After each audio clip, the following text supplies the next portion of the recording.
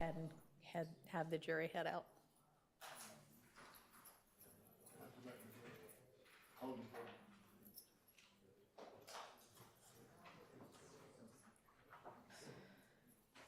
Oh, wait, no, we can't. Where's Mr. Matthews?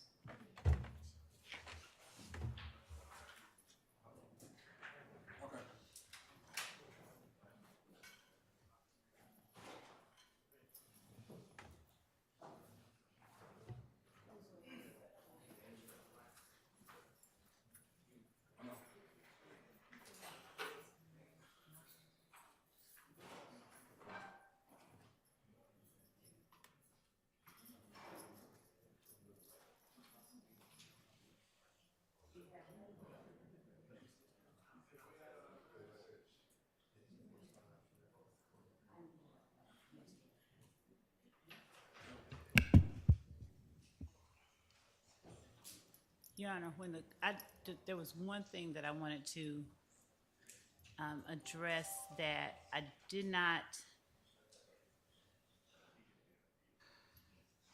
Do we need to have the witness step out again? Yes.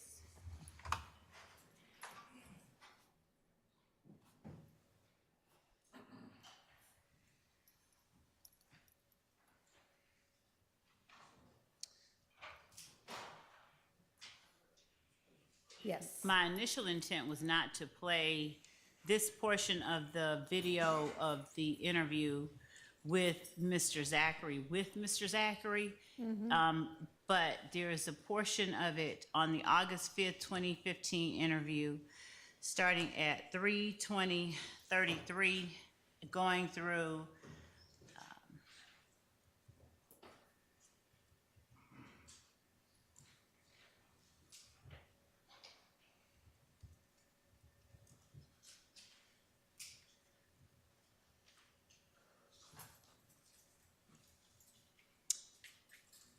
3:24:09 that I would like to play.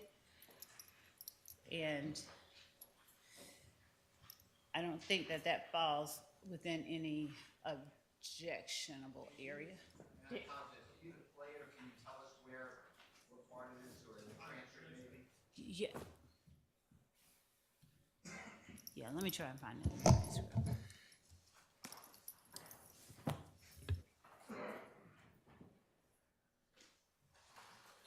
Your Honor, can I just inquire of something? Yes. Is the state planning, I understand they want to play this portion, and they'll tell us what it is, but is the state, when they say weren't planning to play the recording, or recordings maybe, through Mr. Zachary, are they planning, I made this objection earlier, are they planning to play it through a different witness? And if yes, I would just like to know that, because it might change how we do Mr. Zachary going forward.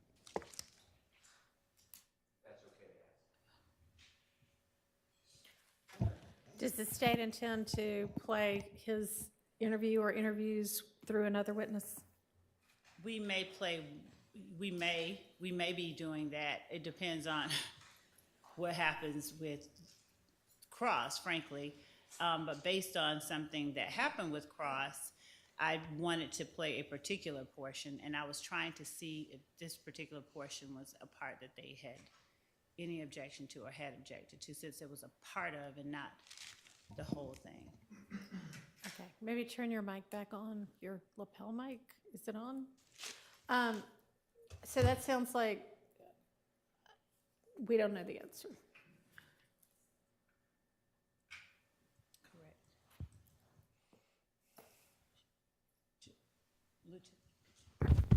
Never mind. Okay.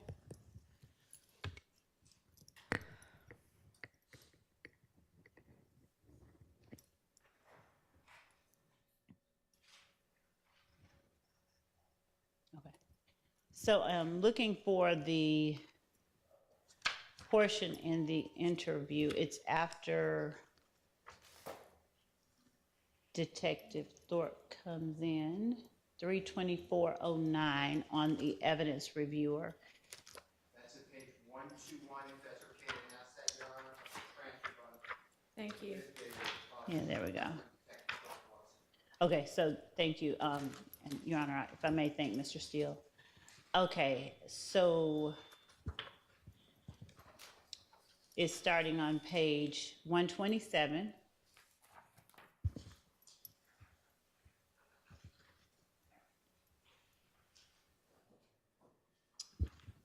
Actually, maybe at the bottom of 126, but I don't need to play any of the sound. It's just the image itself at the timestamps that I named. So it's him identifying a picture as doo-wop? yes, and it goes from him identifying doo-wop to the last picture that he identifies. And again, that starts at,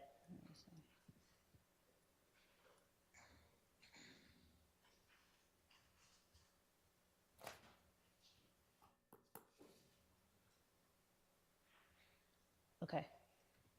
It starts at about 319:13, or a little bit after that.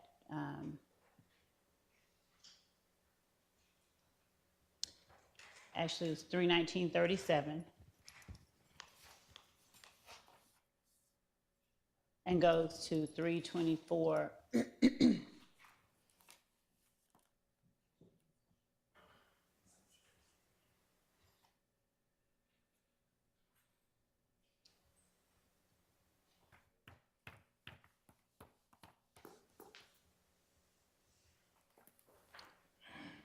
To about 324.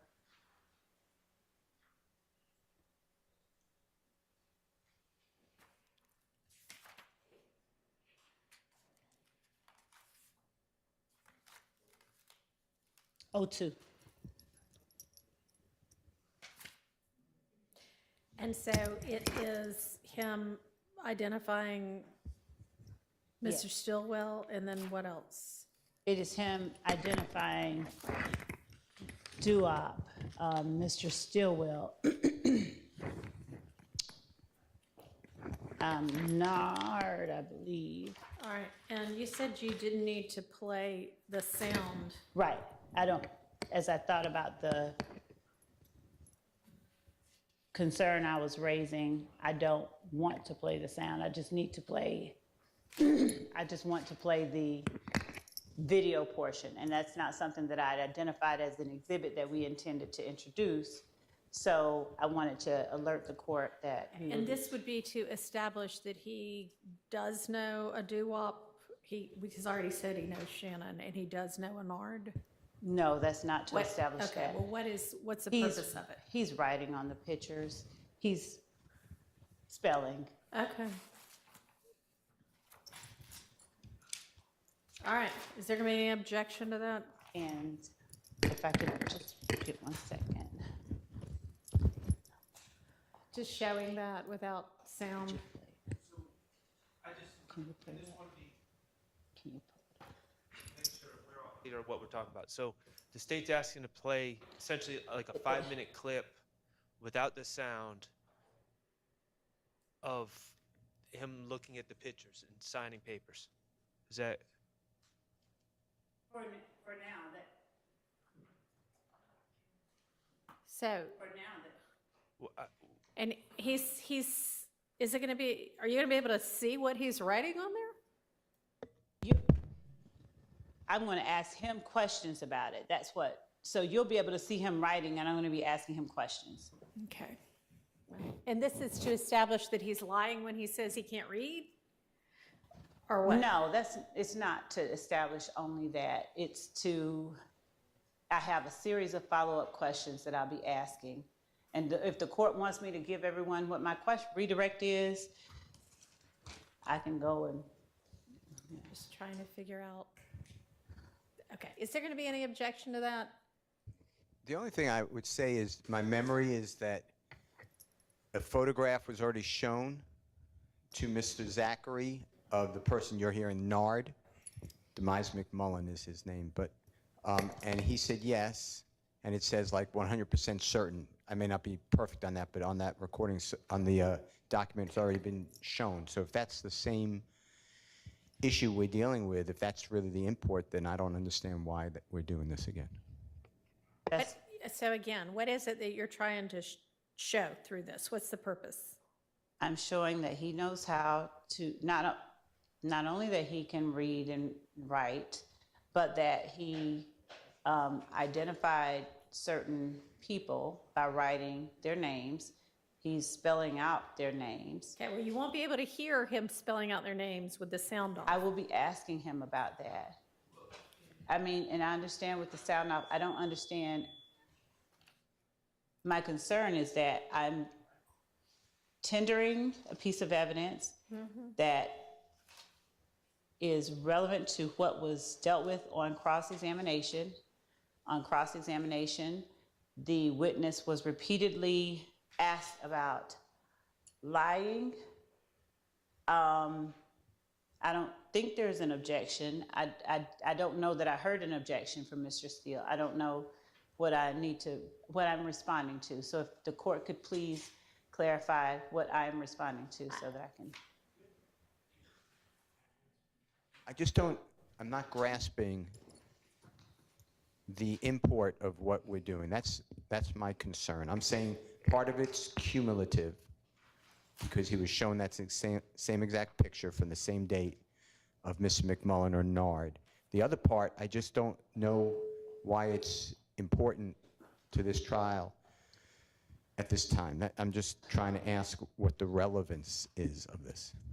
I'll also point out, Your Honor, in the audio, and to be clear, I'm not listening to it in real time, but I'm going off of my notes in the transcript. Like, if we're showing a silent aspect of a video to show that Mr. Zachary knows how to, I guess, read and write, he's also asking how to spell doo-wop in the transcript, at least. So, and I believe that he's also asked for help in spelling the other things. So I don't know if that's going to give the jury an accurate portrayal of his mastery of, reading and writing. I don't even know if that's what it's being offered for. I haven't gotten a clear answer on that. I mean, I didn't know. I was trying to understand what objection I was responding to. Relevance and cumulative. Okay, so I haven't shown any pictures, any of this. I have asked him about the picture that he signed of Nard from the April 26th shooting out on Browns Mill Road. So I don't know if Mr. Steele missed the timestamp that I had, but I've not shown him that. I said that to the court. Nard is one of the people. The court asked me who are the people that he's identifying, and I said that Nard was one of the people. So it's doo-wop, Shannon, and Nard, correct? Doo-wop, Shannon, and Nard are three of the people that he looks at. And I'm not going to show I don't know what the timestamps are. Are there more than just those three? Your Honor, I believe it's those three. There might have been one more, but the point that there may have been one more, Your Honor. But because I'm not playing the sound, I'm not putting before the jury the names of the people that he's signing photographs of right now. I'm going to ask him, did you look at specific pictures, and what are you doing as you look at the pictures? And What is he doing? signing them He's signing his name. and writing their names. And are we going to be able to see from the video that he is writing their names? Because Yes. he may or may not answer what he's actually doing. Yes, and Your Honor, I do have to, of course, the court knows I went through a very long process because I'm going to have to now. All right. Well, you realize that there are plenty of people who can probably sign their names but not read and write, so that won't establish anything. And that if we don't hear the sound, it could very well be him writing the word D after somebody there says, the way you spell it is D-U-W-A-P. So, That actually does happen. I mean, but that, it's up to you, I guess, And then if you think that establishes anything, but. So the purpose of it then would be to show that he can read and write? that was one of them, Judge. Okay, what other purpose? To ask him the question of whether or not he was attempting to get people in trouble at the time that he did this. What was his reason? Why didn't he lie here? Okay. All right.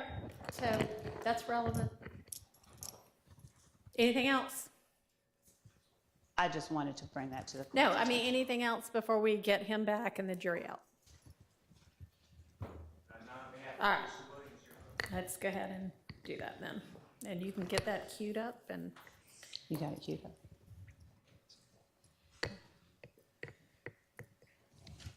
Get a number, the exhibit number.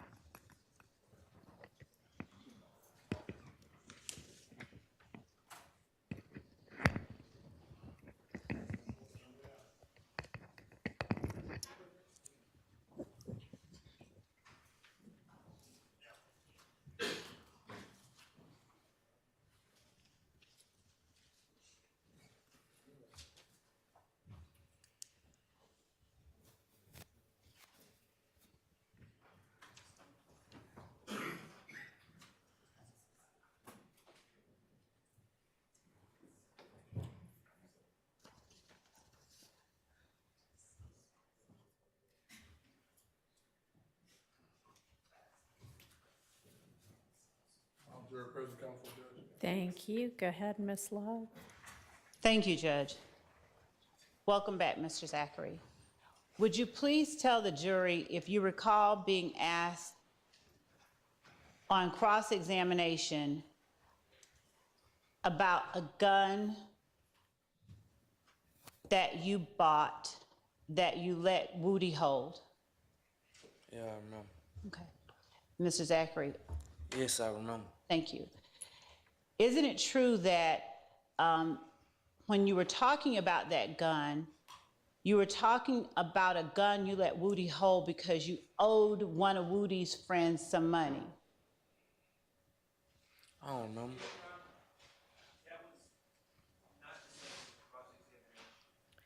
Sustained. Did you sell Woody a gun for $1,000? Is that what you remember talking to Mr. Shard about? Subject of cross-examination either, Your Honor. Your Honor. Overruled. I never sold him no gun. We went and bought it. Say that again. We went and bought it. I never sold him nothing. Was that after Woody's girlfriend and child had been shot at? I don't remember.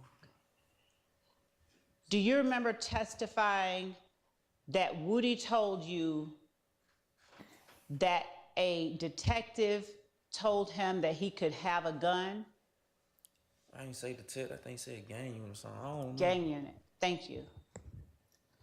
And do you know whether that conversation was had after Woody's girlfriend and baby was shot at? I think so. I don't know. Okay. And that was after January of 2015, right? Woody's girlfriend got shot at a lot of times. All right. This particular time that When you I got bought the the gun, yes, sir. his houses was getting shot up. Okay. Was that after Nut got killed? I think like a week later. I don't know. It's somewhere early January, like Early January? Okay. like middle. I don't know. All right. And you were asked by Thug's lawyer whether at some point Thug stopped coming around Woody. Did I get that right? I don't remember. Okay. Do you remember telling the police about needing to pay back money and you couldn't do it until you caught up with Thug and got some, but that Thug had stopped coming around Woody? Me, I said that. I needed some money from him. I didn't say that. You never said you needed to get some money from Thug? Not that I remember. Okay. And do I have it correct that when you went into that interview, you had every intention, or you did not in any way want to hurt Thug because he's from Cleveland Avenue? Not because he from Cleveland Avenue, because I don't know. I just wanted to talking. All right. But do you remember testifying earlier that you didn't say anything or want to say anything to get Thug in trouble because you didn't want to get people from Cleveland Avenue in trouble? I said that. Did you? Do you remember that? No, my head hurt so bad. Okay. I'll try to be quick.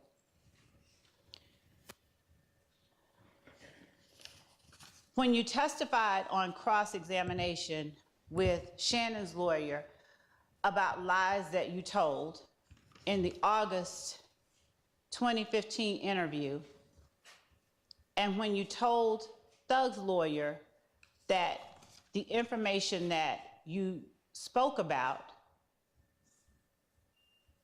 came from what Copeland wanted Garlington to say, can you tell us whether or not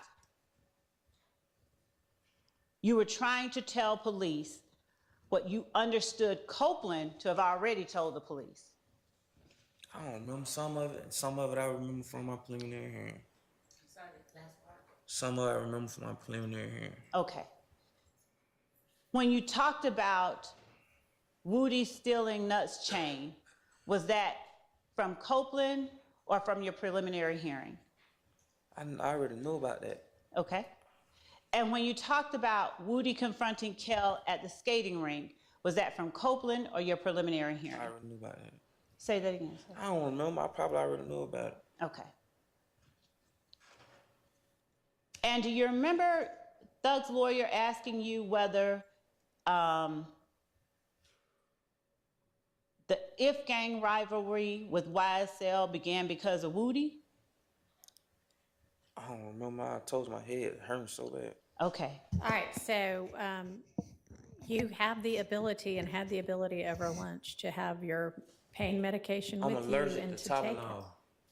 I'm allergic to a lot of medicine. If y'all would have got all these records like y'all should And have we did. talked about you being able to get your prescription medication. I ain't complaining. I'm still up here. All right. Do you remember telling the police that the rivalry between If Gang and YSL began roughly a month before Nut's death? I don't remember. Do you remember when Thug's lawyer asked you about the post? They shoot at us, we don't tell. We shoot at them, they call the police. I remember he just asked me about that. Okay. Do you remember telling the police about that after saying that you had gotten shot at on Empire near Cleveland, and you didn't know it was If Gang until Thug and D started tweeting? I don't remember. Okay.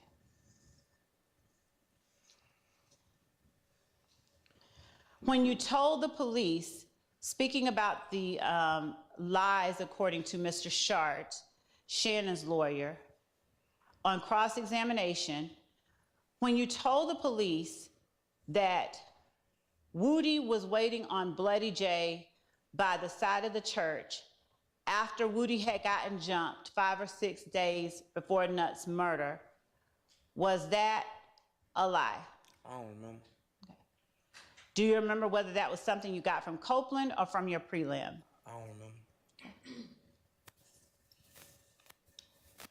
And when you told the police that Mooktunk and Kel were beefing about Trivia, was that from your prelim or from Copeland? Your Honor, I'm going to object to these subject matters. All this is beyond the scope of cross-examination. Your Honor, I'm sorry. What Mr. Shart asked was, and what Mr. Steele asked was, you lied continuously. And Mr. Weinstein, they brought up things that they alleged or asked this witness if he lied about. And they essentially said you lied about everything because you wanted to get yourself out of trouble. And you were just telling what Copeland told or what you had heard from a prelim. So everything, when I'm asking him these questions, it's to confront him with things and to get clarification based on what he said in cross as to where this information came from. Literally no one has argued that he lied about everything. And he has not testified that he lied about everything. I specifically brought his attention to certain things that he acknowledged he lied about. And now we are talking about things way outside the scope of that, and we're just redoing this whole thing again, and it's 403 and it's outside the scope of Let's cross. narrow your questions to things that were asked about on cross, please. Yes, Your Honor. When you were asked about whether all of the shootings you talked about had shell casings from guns that you owned, do you remember being asked about that? I say guns that I was caught in possession of. Okay, so you remember being asked about shell casings on crime scenes that matched guns you were in possession of? That I got caught with, yes. That you got caught with. And one of those crime scenes was Lucci's mother's house, was that not? I think so, yeah. Okay. Now, when you told the police about being at Big Boo's grandma's house on the day Lucci's mother got shot, was that something you got from Woody or your prelim or somewhere else? I don't remember. Okay. And when you told the police that Woody told Shannon and Pokey, let's go, right before Lucci's mom's house got shot up, was that something you got from Copeland, your prelim, or somewhere else? So I lied. You lied? Yeah. Okay. Where did that lie come from? I don't know. Okay. Now, when you told the police that after Shannon, Woody, and Pokey got back,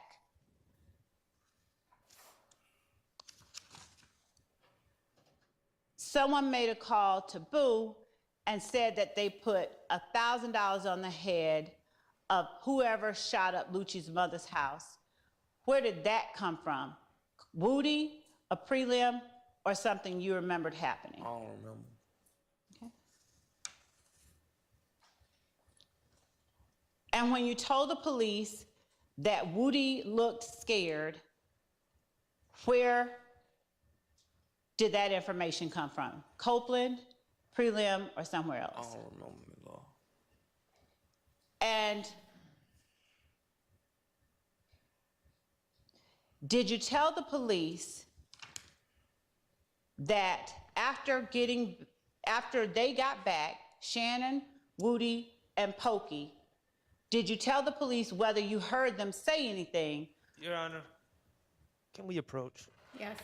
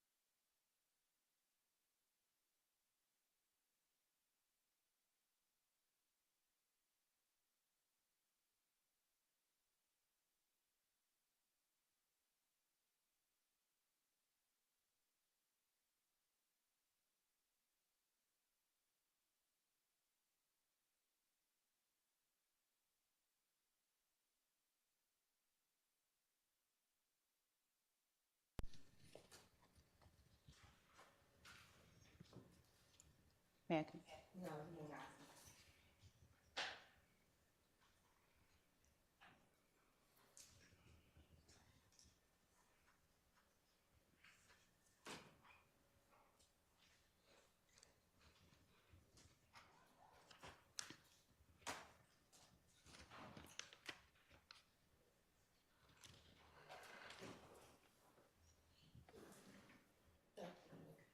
Okay.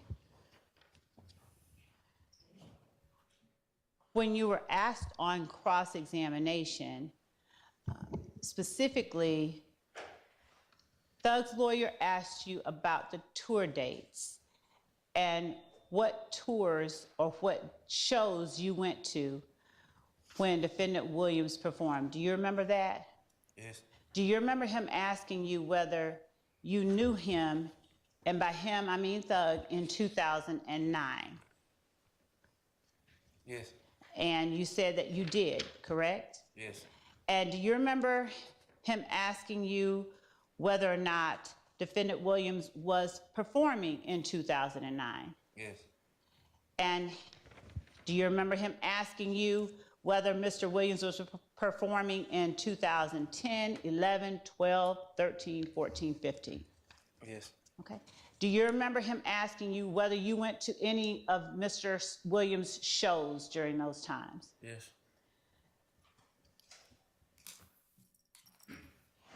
Do you see or do you have an independent memory of whether on May 13th, 2013, you were at one of Defendant Williams' shows? I don't remember. I'm asking you. If you don't, that's okay. You can say I no. don't know. Okay. And do you know whether he was performing at either one of those shows that Mr. Steele asked you about on September 9th, 2013? Do I know? Correct. If he had a show, he gonna perform. Do you know whether he had a show on that day? I don't remember the day. All right. Do you know if he had a show on September 11th, 2013? I don't know. Do you know if he had a show on January 6th, 2015? I don't remember. Did he have a show on January 10th, 2015? I do not remember. Did he have a show on September 14th, 2017, to your knowledge? I was locked up. Okay. You remember Mr. Steele asking you whether you were still a fan of Defendant Williams' music? Yes, I still listen to the music, yes. Okay. So did you follow whether or not he had any shows on these dates? I was locked up. Okay, so you didn't. I'm away from the world. All right.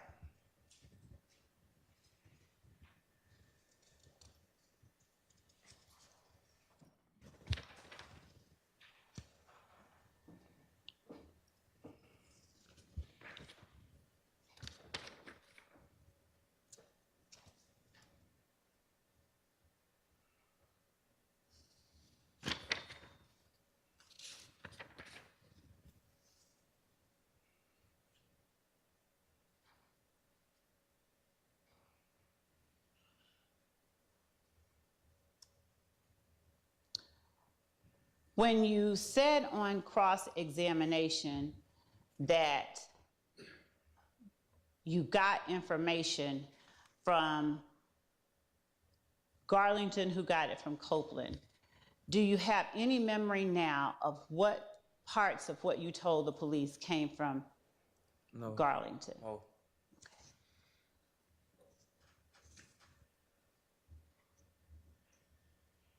Did the information you gave them about Lucci's mother's house come from Copeland or from your prelim or from your being I there? don't remember. You were asked by Mr. Steele about Thug giving you money. Do you recall telling the police about a time when all of you went to the mall and stuff and Thug had bought you all clothes? I mean, I don't remember, but if we did, if we went to the mall with him, he bought us clothes probably for we probably going somewhere. How often did Thug buy you all clothes? That's the only time I remember. Which time was that? Whenever time y'all talking about, And which time were you talking about? I don't know. See, you keep saying like him buying y'all clothes. Like you got to think about it. I knew him before them, so like the clothes been in there. Like we grew up together. Okay. So did he buy clothes for a lot of people around you? I don't know. I just know what relationship that different people had. I don't know what relationship different people had. Okay. And when you were asked about Defendant Williams' relationship with Rich Homie Quan by Thug's lawyer, did you hear Thug call Rich Homie Quan a bitch on any other day besides the time you told police about in March? Did I hear it for myself? Yes, on any other day. No, I told you I think I heard it like from somebody. And when did you first start hearing, either from yourself or someone else, Thug say disparaging or bad things about Rich Homie Quan? I didn't even hear that. I don't be hearing it.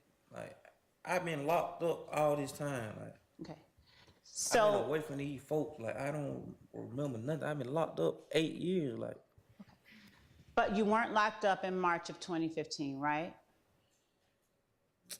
I was sick in March of 15. We just said that earlier. You were not locked up then, though, right? No, And you were not trying to hurt Thug when you went in to talk to the police, right? man, I don't remember. Okay. Am I the only one you don't remember with?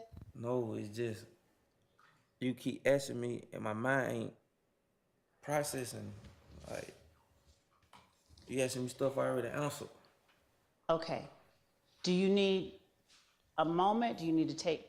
No, I'm okay. I'm just saying you asking me stuff I already answered. I keep telling you I don't know. If I remember, I tell you. Okay. I don't tell you I don't remember everything. Okay. All right. Do you know whether it was Copeland, Garlington, or your prelim where you got the information you gave to police about Philo, D, Stewie, and Stagg? I don't remember. Okay. Do you remember whether it was Copeland, Garlington, your prelim, or your personal knowledge where you got the information about Thug driving a Corvette in the few days before Donovan Thomas was murdered? I told you I knew he had a vet. I ain't say nothing about no. I don't remember. What did you start to say before I don't I remember? knew he had a vet car. I told y'all that already. Okay. I don't remember nothing else. And was that a vet that he owned? I don't remember. Do you know if he rented a Corvette in the days before Donovan Thomas was murdered? I don't know. I don't know the paperwork agreement. Sustained. All right.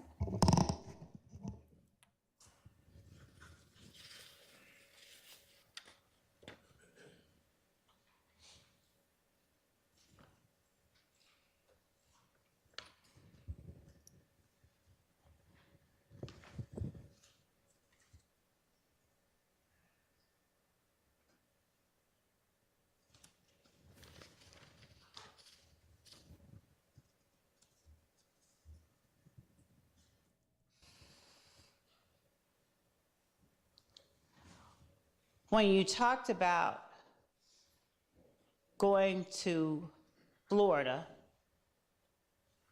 in a Sprinter van that had already been reserved with Mr. Steele on Cross, did you get the information from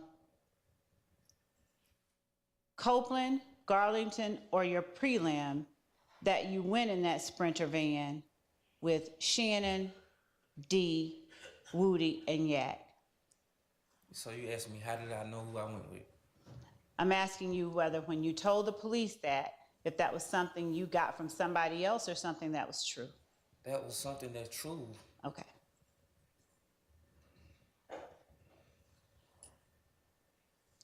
And when you told the police that the beef between YSL and If Gang started when Woody and Mooktoon shot Kale, was that something that was true, something you got from Copeland, Garlington, or your prelim? I don't remember the person I lied about.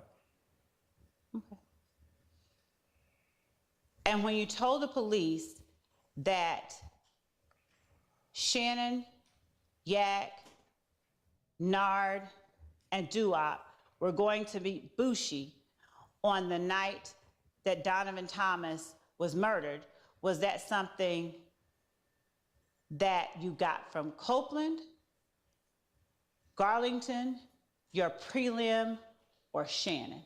I don't remember. Do you have any idea where you would have had access to that information Them other questions- than Shannon? No. What? Other than Shannon. Shannon ain't tell me that. What you talking about? Okay. So I told you Shannon ain't tell me that. did you get it from Copeland? I don't remember. I know for a fact Shannon ain't tell me that, and I told y'all that. Okay. Why don't you remember whether you got it from Copeland but know for a fact it didn't come from Shannon? 'Cause I know for a fact I told you that I didn't get it from Shannon. Did you get it from Yak?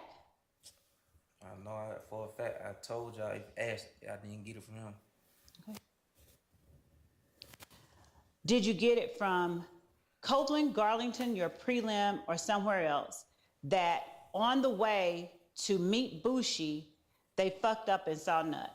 Who'd you get that from? I don't remember. I ain't probably get it from nobody. I don't remember. You think that was something you made up? Probably. I don't Objection, Your remember. Honor. This is all beyond cross. Judge, thank you. Now, when you told the police that after they fucked up and saw Nut, they rolled back around and started shooting at Nut, did you get that from Copeland, Garlington, the prelim, or somewhere else? I don't know.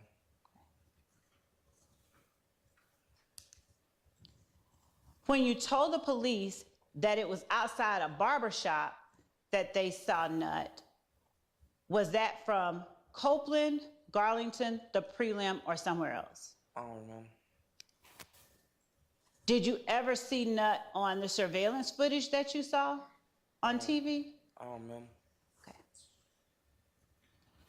And when you told the police that the barbershop and Texaco are places where If Gang members hang out, is that something you got from Copeland, Garlington, your prelim, or somewhere else? I don't remember.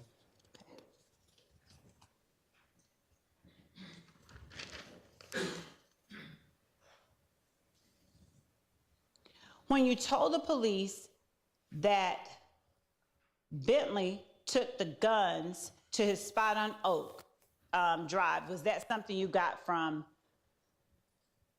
Copeland, Demekion, your prelim, or somewhere else? You can.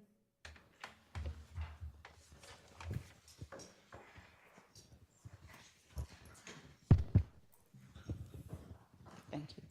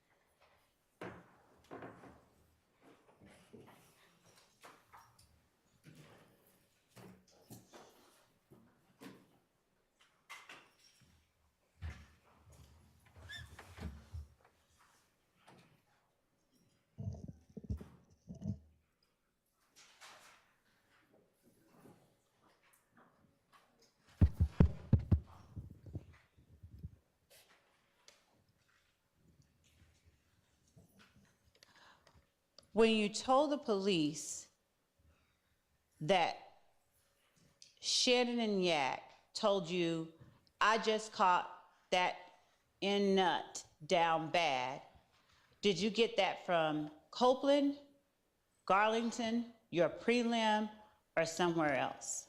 I lied. Is that something now you're saying you made up entirely? I already told y'all. Shayna, nobody ain't told me nothing. Well, that's why I asked. Did you get it from Copeland, Garlington? I said nobody ain't told me nothing. And when you told the police that Shannon had a XB45, is that something you got from Copeland, Garlington, your prelim, or somewhere else? Ain't nobody told me nothing. Okay. So did you make that up too? I don't know. All right.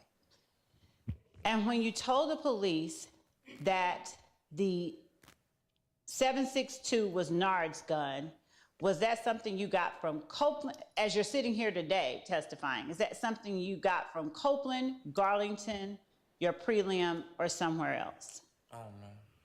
All right.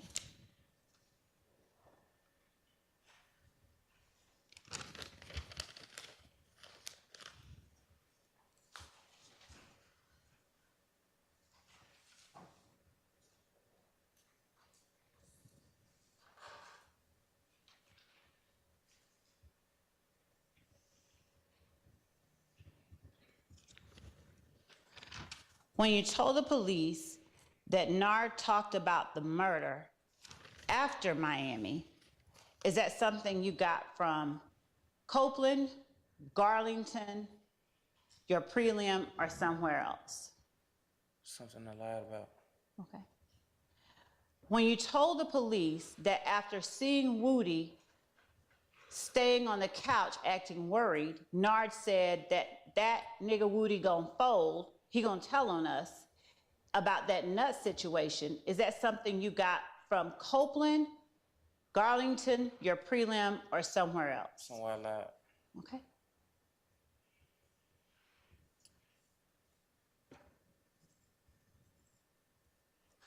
And when you told the police that Thug asked them, do you remember talking about Thug acting normal on cross-examination with Thug's attorney? What you mean? Do you remember Mr. Steele asking you whether you testified that Thug was acting normal after? When he had me that today? Do you remember at any time him asking you that? Yeah, I think I do. Okay. When you told the police that Thug asked Shannon, Yak, and Nard why they killed Nut, did you get that from Copeland, Garlington, your prelim, or somewhere else? I told you and them 1,000 times I lied. And I said it, I told them years ago I lied. So Okay. it ain't nothing new. Okay, so would you tell the jury whether that was something you just made up out of the thin air, or? I don't remember, I just know I lied. Okay. Now, is it only the things about people who are on trial now that you know for a fact you lied about? What you mean? I ain't never said anything about nobody else.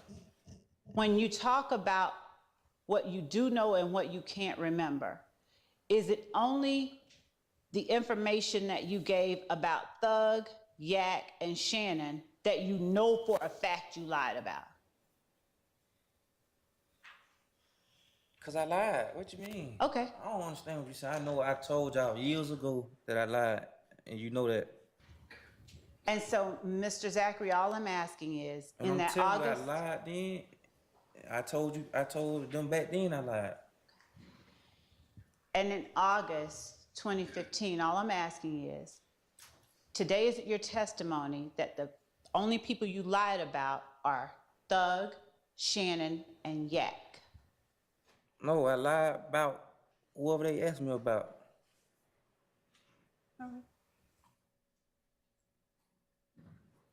So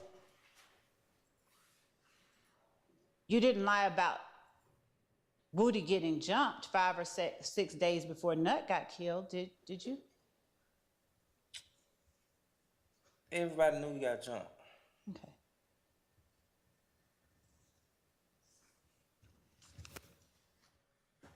Did you lie when you told the police that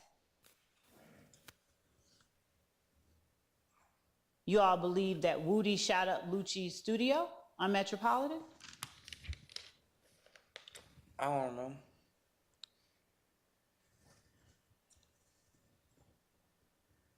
Did you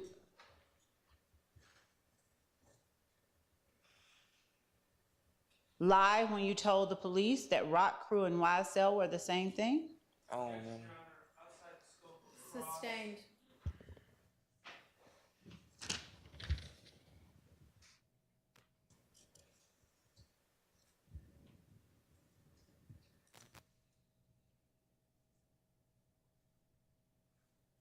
Do you remember Mr. Steele saying or asking you, isn't it true that no one ever confronted you in 2017 about the things you were saying in your proffer that were different than what you said in 2015? Do you remember that? I remember him. Subject to the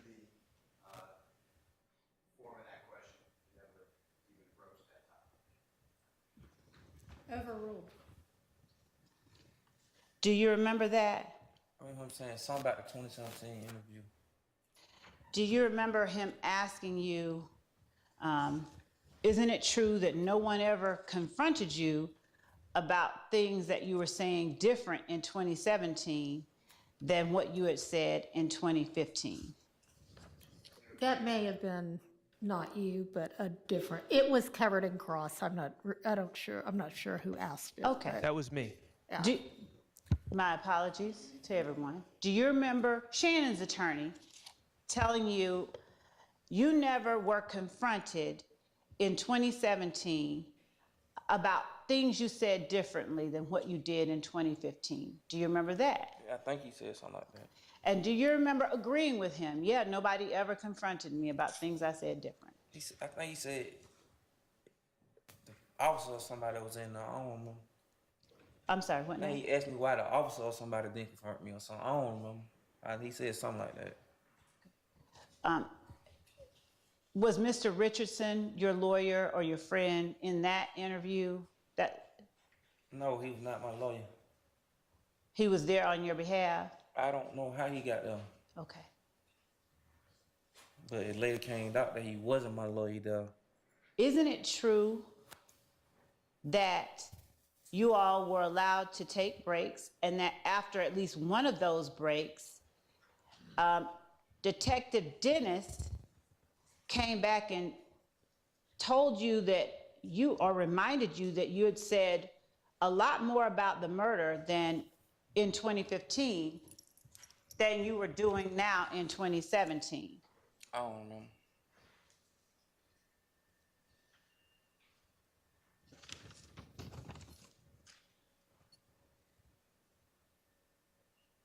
Isn't it true that after that point,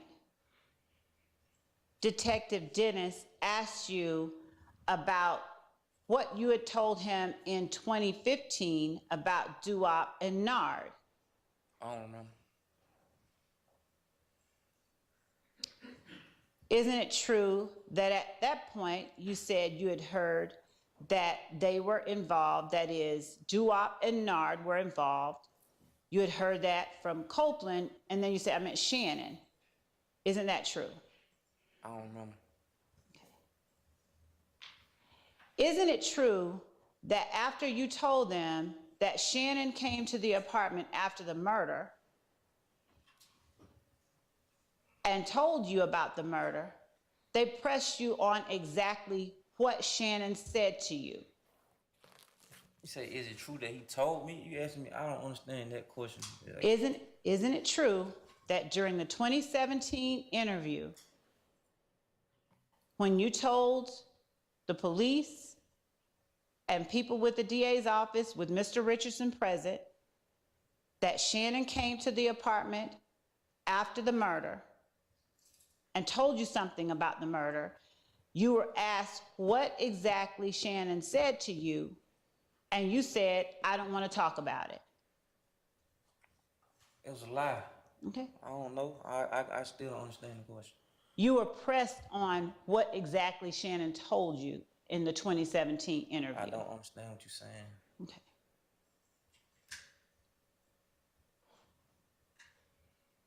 Isn't it true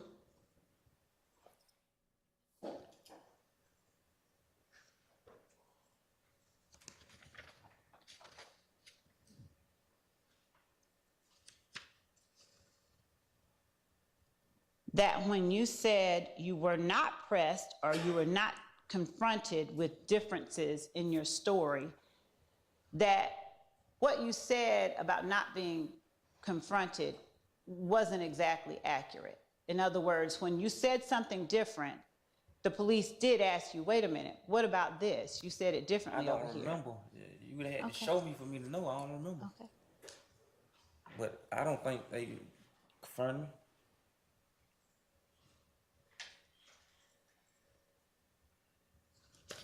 Ricky had asked y'all 2 years ago, did y'all have a video he can see? Y'all told him no. Y'all told me it wasn't no interview, just transcripts.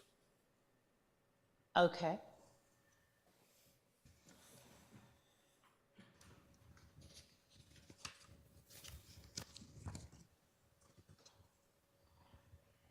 And during that 2017 interview, when you were looking at pictures of Shannon and Duop and Nard, isn't it true that you signed your name and wrote Shannon's and Nard's and Duop's on their pictures? I don't remember, probably did. Okay.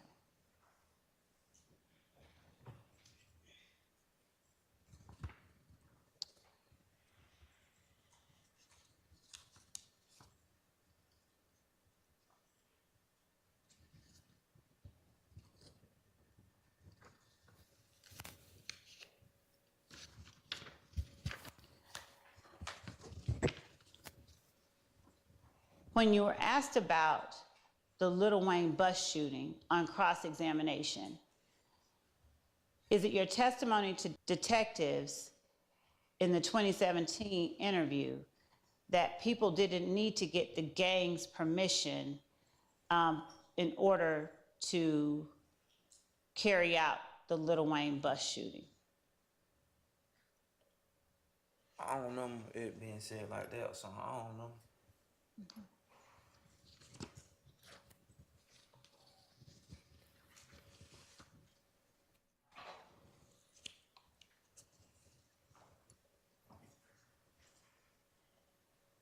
Do you remember being asked on cross-examination about the Infiniti that you were in, that you rode inside with Copeland? I remember y'all saying something about it. I remember somebody said something about it. Do you remember, I believe it was Mr. Steele, if it was not, correct me if your memory is different. Do you remember Thug's lawyer asking you whether the information you got about that Infiniti came only from Copeland? Yes. Do you remember today whether the information you got about that Infiniti came only from Copeland? Yes, I told you, Woody told, I never somebody else in the car, but Woody, he told me about the car. Is there anything in particular about that that causes you to remember it as opposed to other? I remember the car because I remember we wrecked the car. And was it Woody who told you that Thug's manager rented it? Yes. Okay. I don't know, I don't remember. I didn't know Woody said Thug rental car or something. I don't remember.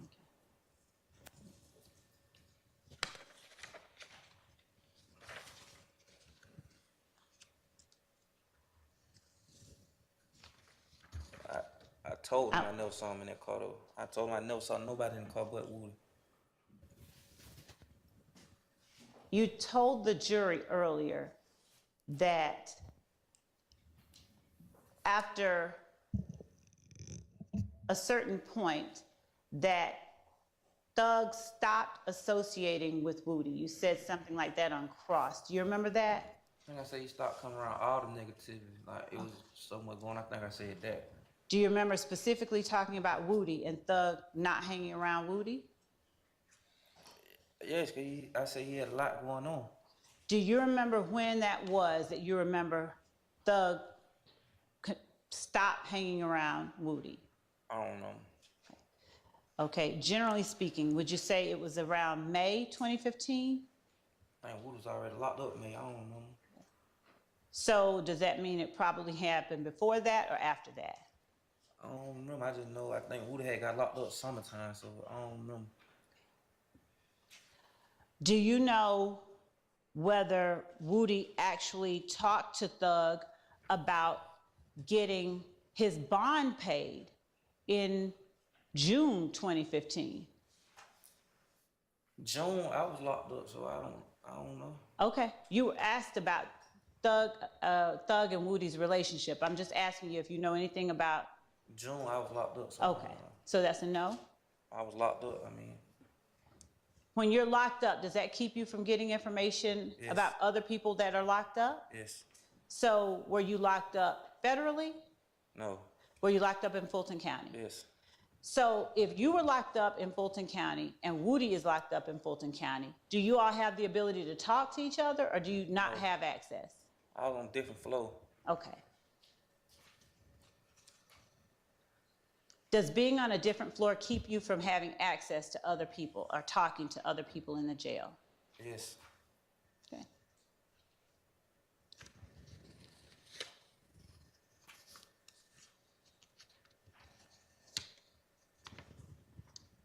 Just one moment.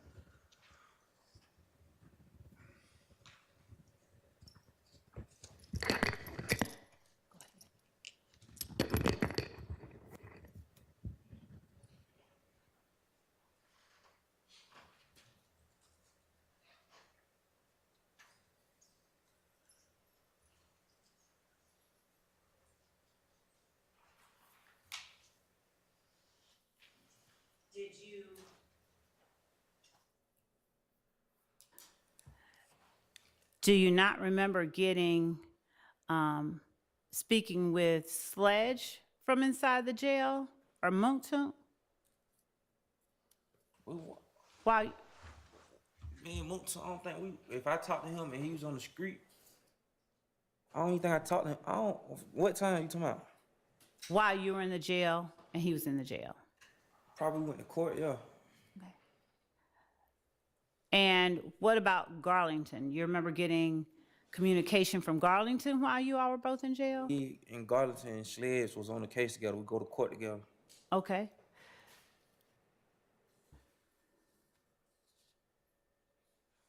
Are they the only people that you talked to while you were in the jail that were in the jail with you? I don't remember. Probably people in my dorm, I don't remember. All right. What did you say? People in the dorm, probably. Okay.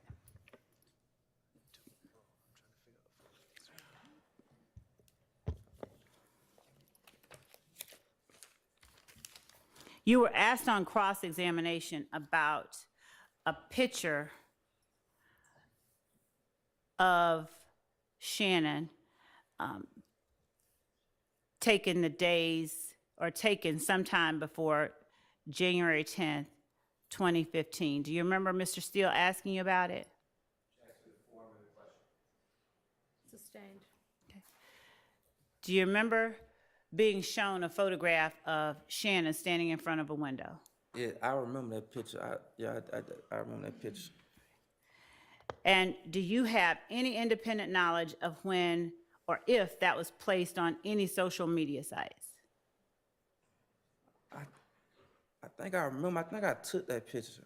I was Okay. thinking about it. Just the more. picture, though. When I saw it, I remember the picture from some. Did you post that on your social media site?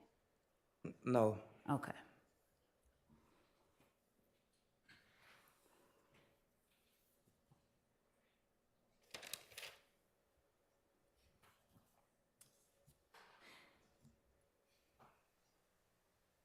Now, when you were asked on cross-examination about Antonio Sledge being drunk and Garlington being high and you being high on April 28th, 2015, were you telling the jury everything that you remembered about that night when you spoke with Shanna's attorney on cross-examination? Did I what? Is that all that you remember about that night on April 28th as you sit here today? April 28th, 2015, that Moontoon was drunk. Your Honor, I was gonna let it go, but I'm gonna object to the misstatement of the testimony. His testimony was not that Mr. Sledge. Sustained.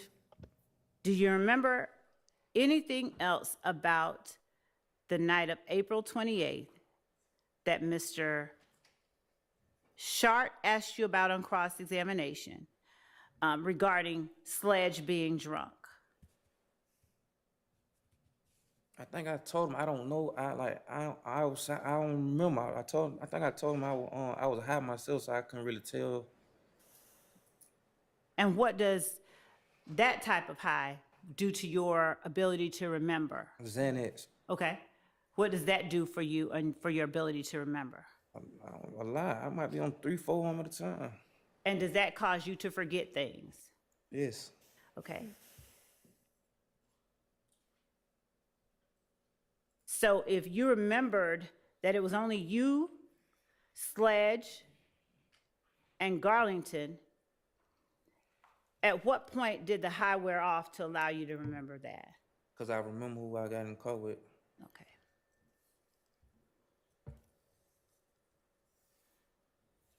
Do you know what Trontavia Stevens was doing during that time? No. Okay.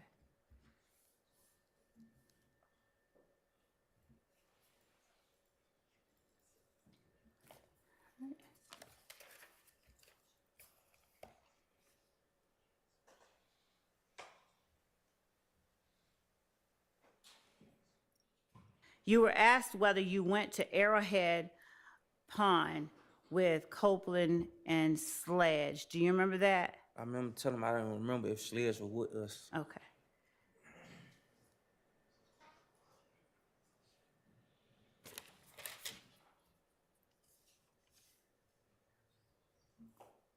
Do you remember testifying on cross-examination that you wanted to convince Gaither and Dennis that you were telling the truth so that you could get out of jail?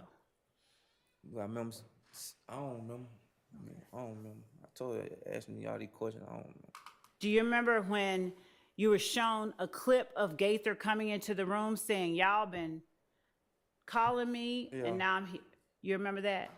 Okay. Now, do you remember being asked whether you wanted to meet with Gaither so that you could get out of jail? I remember me saying I ain't called them. I remember saying that. Okay.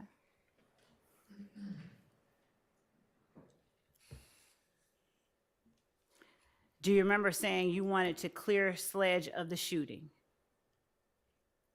I thought that was what I was doing, but I was told you I was young. All right.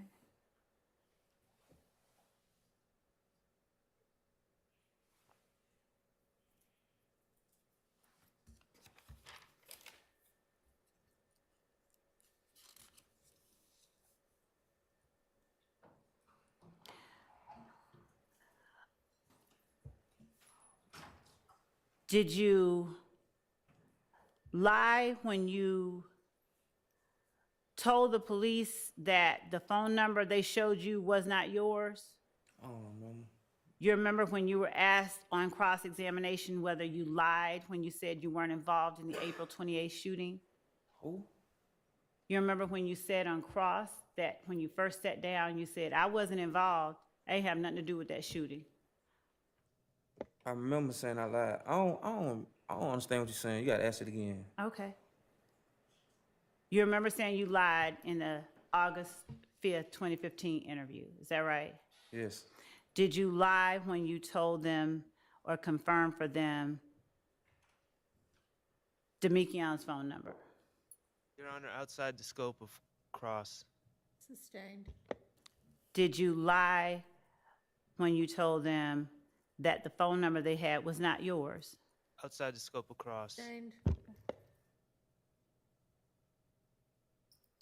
Do you remember when you told them when you first sat down, you were making stuff up as you were going on? You remember saying that on cross? Yeah. At what point did that change, if at all? What you mean, did it change? Well, you said at first I was making stuff up as I was I going still was on. making stuff up. Okay, so are you saying that you made stuff up throughout the whole interview on August 5th, 2015? Made stuff up and said stuff that I had already heard. I told y'all that. Okay.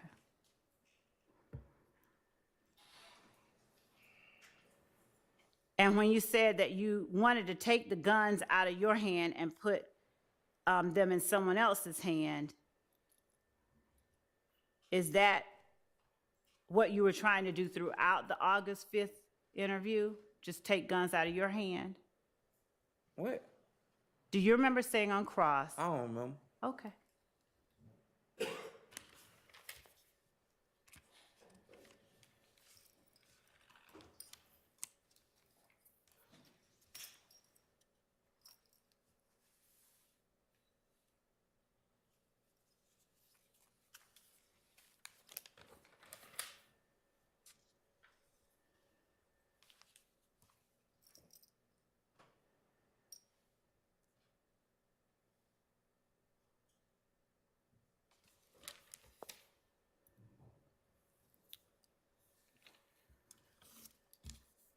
By the time that you got to the 2017 interview,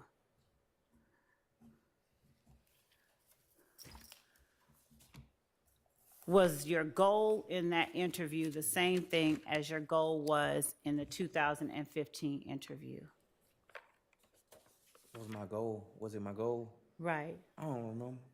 Do you remember whether you went into the 2017 interview with the intent to tell stories on I people? don't remember.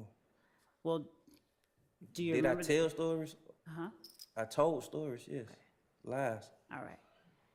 And was there any reason that you told for these particular lies that you claim you told? For what reason were you telling lies in 2017? Because I had already told the lies before. Okay. And so the lies you told in 2017 were because you had already told them? Is that what you're saying? Objection asked and answered. You're not asking. Is that what you're saying? What you mean? Like, Why did you tell the lies you're now saying that you told in 2017? because I lied. I don't know. I didn't know I lied. I can get what you're saying. Like, I don't And- understand. And the lies in 2015 that you told, did you tell them for any reason other than what you've already given to the jury? What you mean? The things that you said in the August 2015 interview that were not true, the reasons that you told them, even though they were not true, are those reasons, have you told all of those reasons for telling those lies as you I put don't remember, them man. to the I jury? don't remember.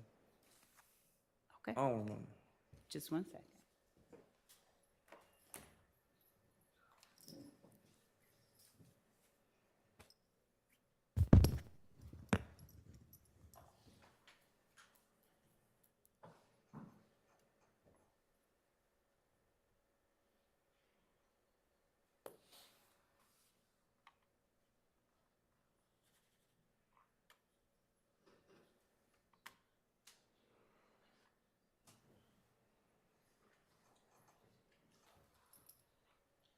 Your Honor, I think that that's all I have at this time with this witness. All right, Mrs. Shart? Mr. Weinstein? Yeah, I have some questions. All right.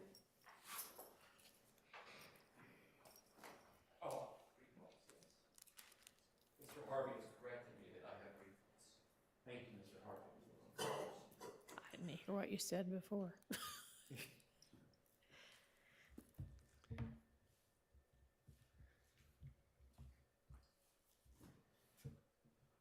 Well, good afternoon. Miss, how are you doing? Head hurt. Your head hurt? You're going to be able to answer my questions? If I know him, yeah. Can you lean forward just a little bit? Yeah, if you know them, that's all I'm asking, okay? So on redirect, Miss Love asked you a lot of questions about the sources of your lies, okay? The lies you told back in 2015 and 2017. So let's get into that a little bit, okay? Okay. Let's talk about the play that you testified to that you got from Garlington, okay? Remember the play? I don't remember it. That play you testified to that you got from Garlington, that was about the murder of Peanut, Donovan Thomas, right? That's what, yeah. Okay. And that play was something cooked up between Garlington and Woody, correct? Yes. Objection, Your Honor, as to vagueness. Overruled. Sorry, I didn't hear Yes. your answer. Yes. Yes, the play was cooked up between Garlington and Woody? Woody put Garlington in it. It was something Woody had. Something Woody had. And Woody came up with that play in order to take attention away from him. Objection, Your Honor, calls for speculation. Sustained. You don't have to answer that question. But that was a scheme between them to come up with a story that you would use, correct? They planted that story with Objection, you. Your Honor, asked and answered. Sustained. The story that they came up with, that they told you, that Garlington relayed to you, was about Shannon and Yak and Duop and Nard being involved in Nutt's murder. It was, I don't remember all the detail, but it had something to do with them, y'all. I'm sorry, I couldn't hear I don't that. remember all the detail, but it had something to do with it. It had something to do with that, with the murder of Yeah. Peanut, with the murder of Donovan Thomas. Okay. And that story was intended to cover up Woody's involvement in that murder. Objection, calls for speculation. Sustained. Did Garlington tell you why he was coming up with that story? Why Woody was coming up with it? Yeah. He's just like, Woody got him in some bullshit. Objection, Your Honor, hearsay. Sustained. Well, Woody has been named, Your Honor, as an unindicted co-conspirator. It's a statement of a co-conspirator. Your Honor, first of all, Your Honor, this is a whole, he's asking about Garlington. He's not asking about Woody. And if this is a matter that needs to be talked about, I don't think it's proper to do it in front of the jury. Your question was about Garlington. Yes. Okay.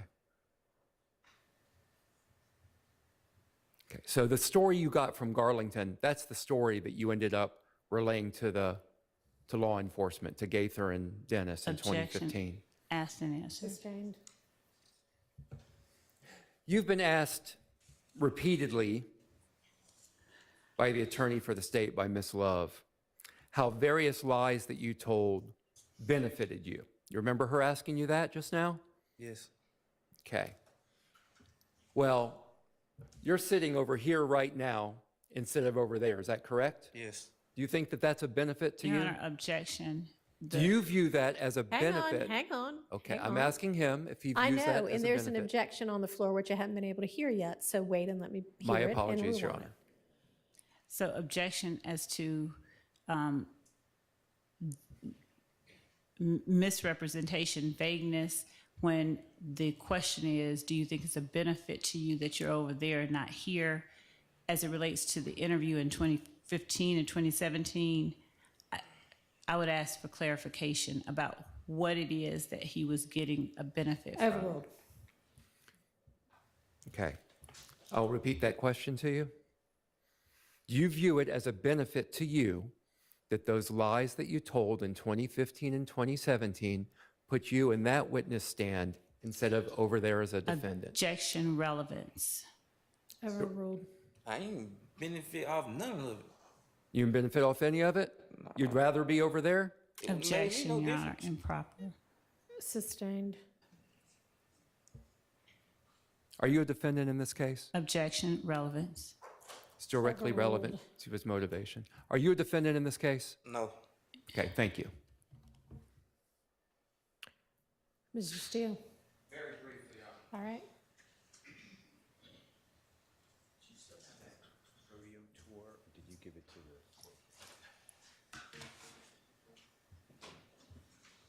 May I approach for a moment?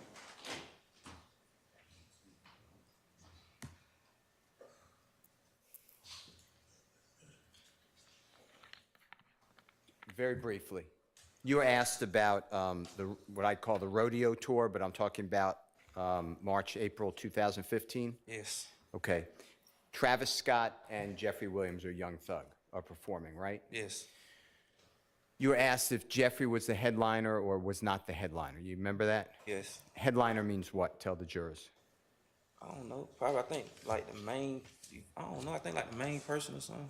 Is it fair to say that Jeffrey or Young Thug, by this time, is a big attraction in music? Objection asked, answered, and relevance. Came up on recross. I know, but given the objection sustained.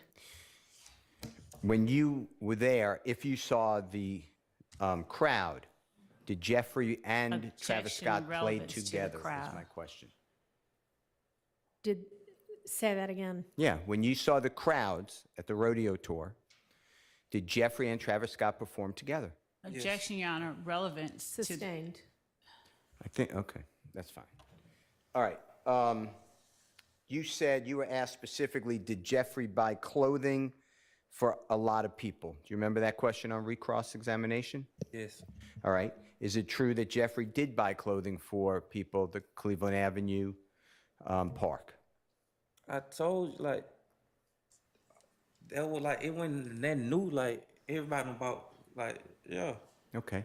And were you aware that Jeffrey did clothing drives all over the country? objection, relevance. It came up on Sustained. cross. Doesn't mean it's relevant. You were asked, and it was worded this way, that Jeffrey stopped hanging around with Woody. Remember those questions on recross? Yes. From your vantage point, were people always trying to be around Jeffrey? Yeah. Objection, Your Honor, vague and speculation.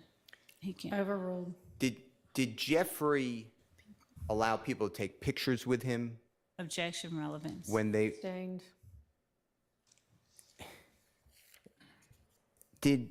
From your vantage point, did Mr. Copeland or Woody, did Jeffrey go to him in any way, or was Mr. Copeland trying to hang out with Jeffrey? Objection, relevance beyond the scope of redirect. It was on redirect. Overruled. Yeah. Copeland used to come around. Yeah. Okay. You were asked again on redirect about a supposed tweet of, and I'm not quoting it, but something like, "We shoot at them and don't report. They shoot at us and report." I'm not saying that's a quote. Have you ever seen a tweet like that? Objection, Your Honor, asked and answered on cross by That wasn't my question. All right. Mr. Short, have you made a decision? Do you have any recross? All right. You are now free to go. And cut this on my leg. Yes. They'll take care of that. Call your next witness. Your Honor, the state calls Mr. Ricardo Wheels to stand. Okay? Leal.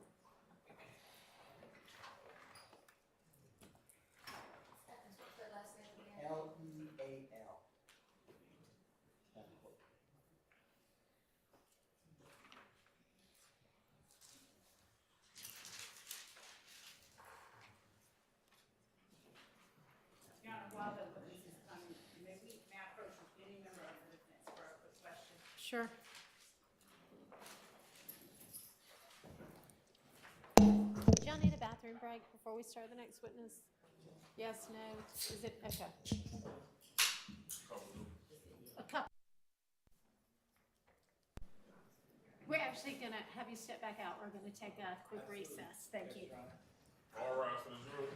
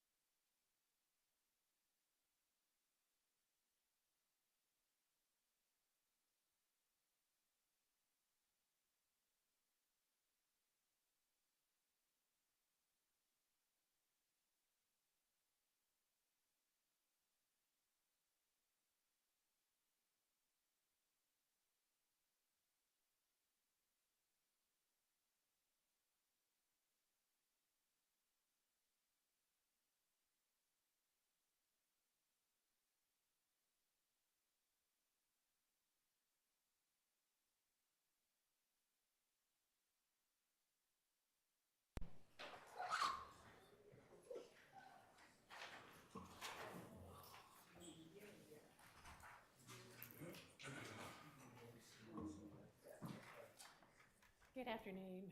You can take a seat if you want to. Well, actually, just stand and then once. Use the restroom. Okay. You want still swearing in here? Just swearing. Now let's do that in front of the jury. Okay.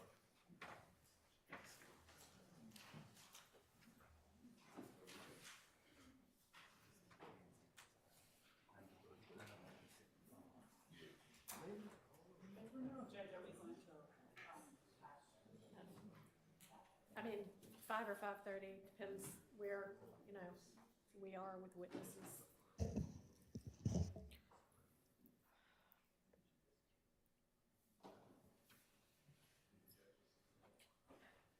How long do you think this witness will be? I expect about an hour, Your Honor. Okay, and then do we have another witness what's the next witness up? Hmm? Hmm? She's a lay witness, Summer Good. Oh, okay.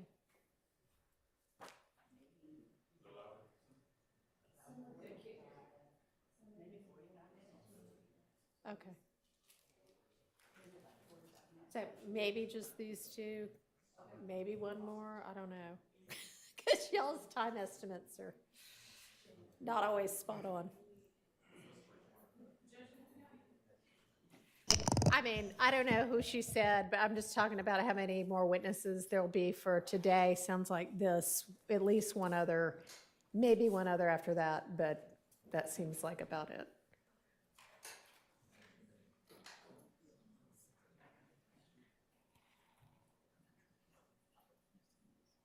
I don't either.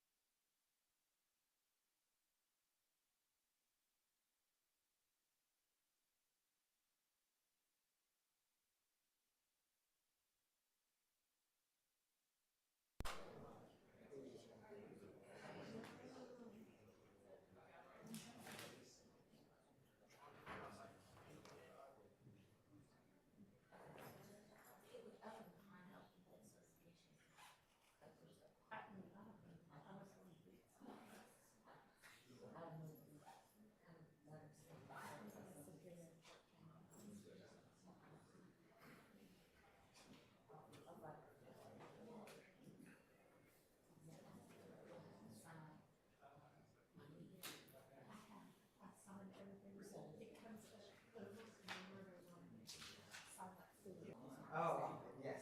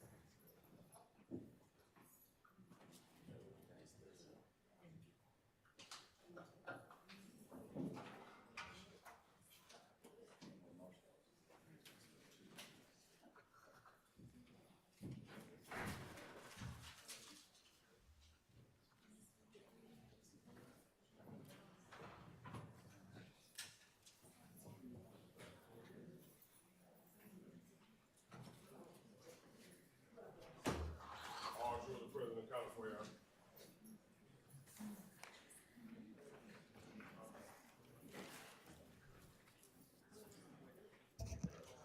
Your Honor, may the witness be sworn in? Yes. Although, not yet. Yes, Your Honor. Raise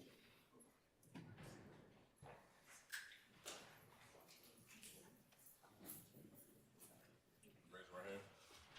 Do you swear affirm the testimony you're about to get is the truth, the whole truth, nothing but the truth, so help you God? Yes, I will. You may be seated, please. State your first and last name with a spelling of both, please. Yes, sir.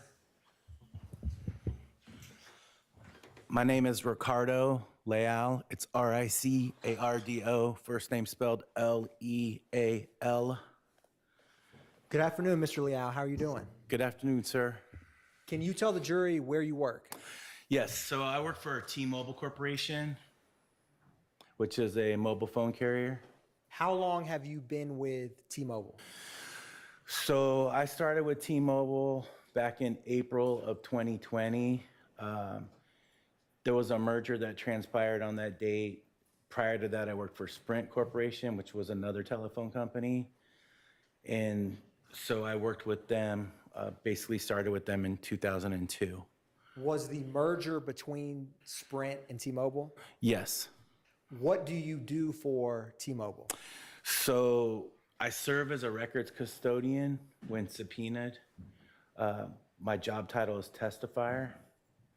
So basically, I authenticate records, explain records, how they're kept, in the normal course of business, do a lot of reviewing records, those types of things.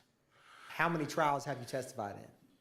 So I've testified in over 450 in my tenure. I've been doing this part of my job for quite some time. Do you travel across the country, or do you have a specific region that you cover?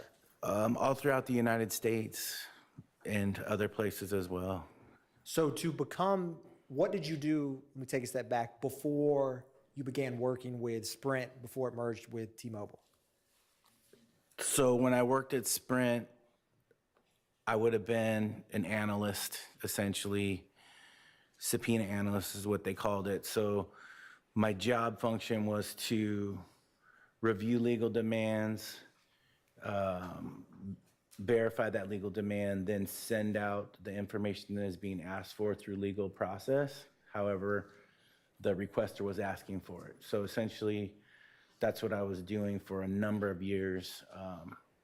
And then I headed up a team that was an immediate response group, that they could get their information sooner by paying a fee.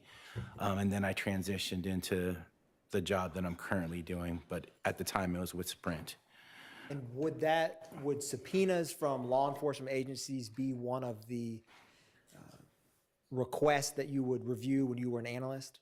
Correct. That would be one of the formats. So subpoena, search warrant, court order, search warrant having the most available. They would be able to get the most information with the judge's signature. That's kind of how that process works. What type of documents did you get familiar with as an analyst responding to those legal requests? So mainly it was call records pertaining to subscriber information, the call detail records, which is the network information that could have other information like cell tower information, billing records. That's the main things that were being asked for, and still to this day. There are some other records that we have as well, but those are the main things. Later on, as the progression became more prevalent, text information was being asked for, data, because your phones became user-friendly to be used for search engines, those types of things, for data. So those were often asked for too. Can you differentiate the call detail records from the other records you've described for the jury? Sure, absolutely.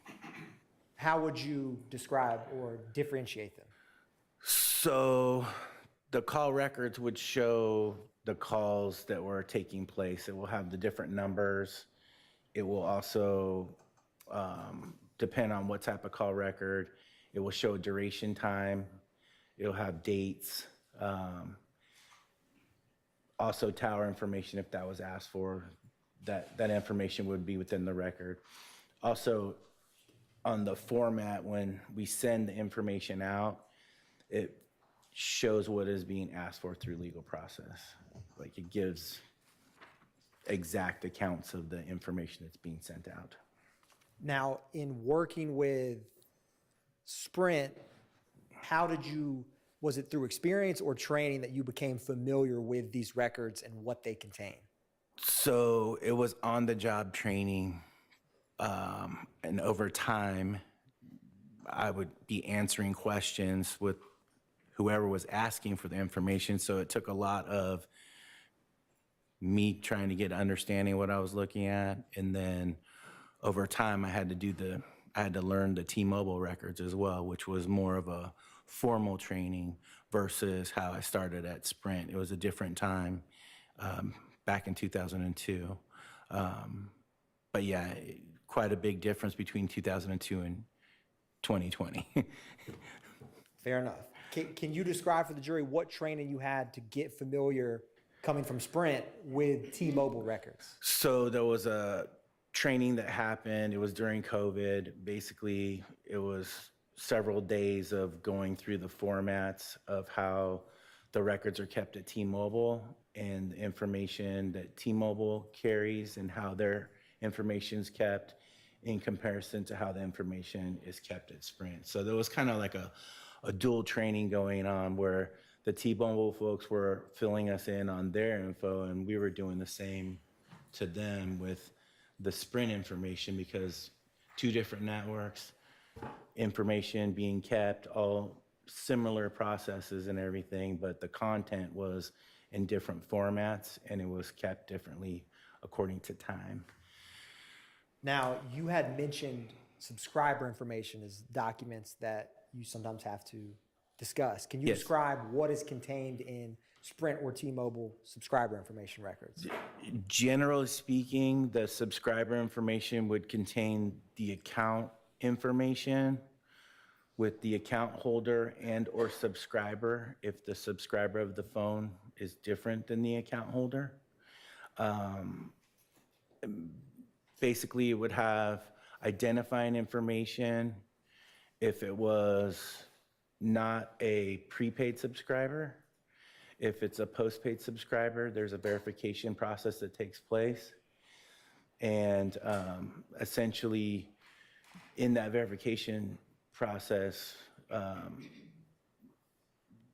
they're enabling the person that wants to subscribe to the phone to be able to get billed. And so they do a credit check. Unlike a postpaid subscriber, they'd be paying up front, or a prepaid subscriber, pardon me, they would be paying up front. And so those are some of the differences, but the elements within the subscriber information could have other information like the type of account, the equipment or the handset number that is associated with the telephone number. It has other identifying information that's network information that also coincides with how the layout is for the subscriber information. But those are some of the things. It would have like activation dates, like when the account was activated, when the number was activated within that account, if it wasn't the only telephone number. There are accounts that could have multiple numbers within a specific account, if that makes sense. When you were just discussing prepaid versus postpaid for subscriber, Yes. how is the name created or chosen for prepaid versus post? So with prepaid, it could be anything. So it could be what that person wants it to read. It's non-verified. So basically there's no verification process that takes place. If I wanted to open a phone and get my own phone, I could say, I want it to say Donald Duck. That could be on there. So that's just the way it is. Because it's non-verified, like a postpaid subscriber, there's no credit check being run. They're not showing an ID or anything that has identifying information. There's no requirement. So that's how that works. You've also mentioned, and we've briefly discuss call detail records. Are call detail records kept in the regular course of business with T-Mobile? Yes, they are, and they're kept for billing purposes. Is there any other purposes that, well, I'll ask another question. I'll Sure. come back to that. Is any of the information include cell site tower information? Yes, that's part of the network information. And so the network information would include cell tower information as part of the things that were transpiring within the network prior to the billing process. And with subscriber information data, with call detail record data, and cell site tower data, what are the various purposes or reasons why T-Mobile keeps those documents in the regular course of business? So it's mandated that we keep this information by the FCC for a certain amount of time, but we have to be able to bill our customers. So that's why the network information, we keep that. From that, we would be able to ascertain the billable calls for each customer, and then they would be able to send that bill out. Now things are different with unlimited. Oftentimes there's not as much information that's being sent out because of that unlimited plans, but they still generate bills because it's mandated by the FCC. It's also network optimization. They use the information that we have to be able to review if there's any disputes for calls that didn't take place or those types of things. That was more of a thing back when each call was being accounted for, right? You're getting numerous amounts of calls, extra fees, like those types of things. But those are two of the main reasons. And then the subscriber information is kept for a more lengthy period of time because to be able to see in a timeline the subscribers that had different numbers for an amount of time. Now, before you came testifying here right now, did you and me meet and go over some documents? Yes, we did. Did that include any CDs or discs with information on them? Yes, I reviewed a handful of discs as well as all the information within those discs. And did you make any markings on those discs after you reviewed them? I did on the outside envelope. Now, Your Honor, I'm going to approach the witness with what has been marked as State's Exhibit 515 Yankee through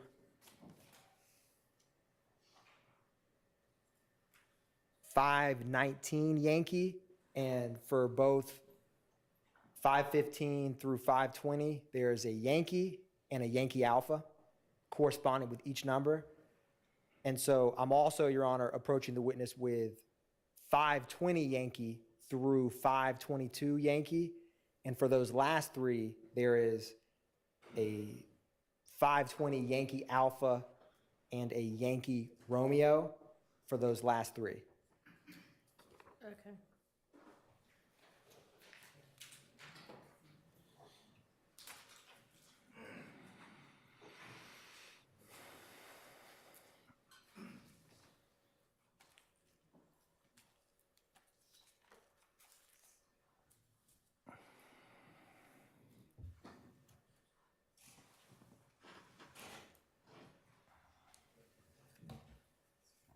I've handed the witness those exhibits. When you're done reviewing them, sir, just look up and let me know.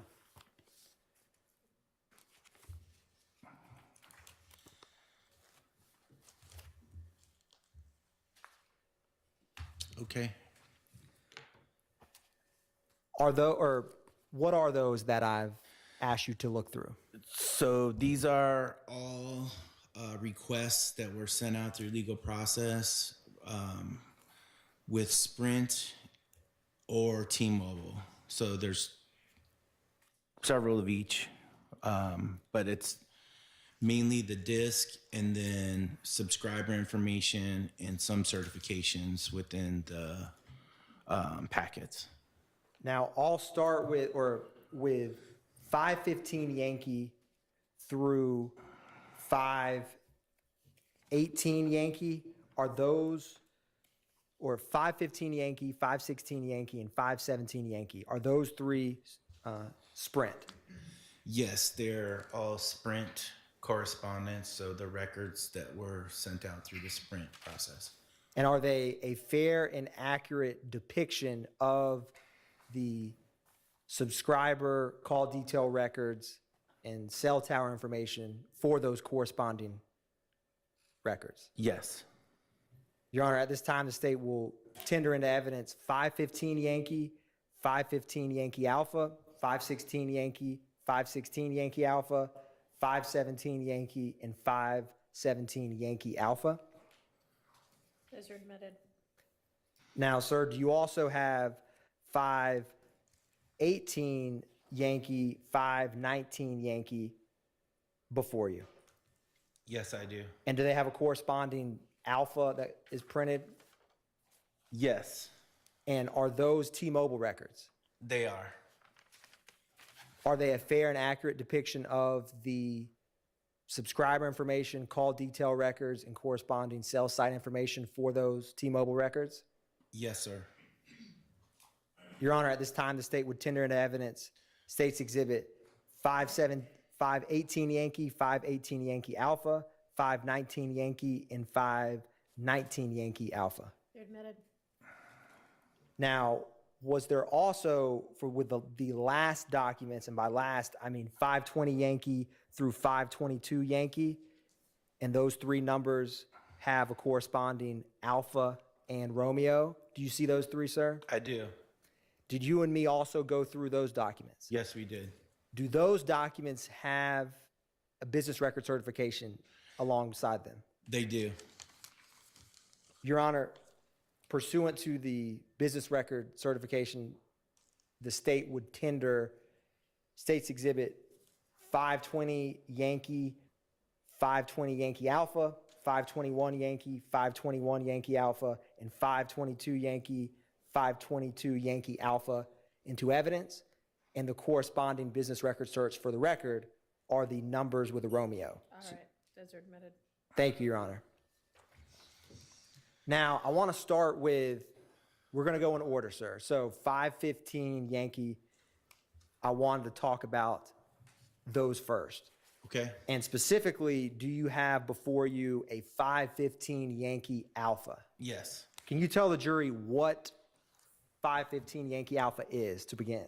I will. So this is the response pages for the request. Basically has the information for the person that extracted, that was in charge of getting the information through the legal process within my group at Sprint. It has the date of the correspondence, as well as we generated case number, but it has the person that requested the information, has their information on there as well.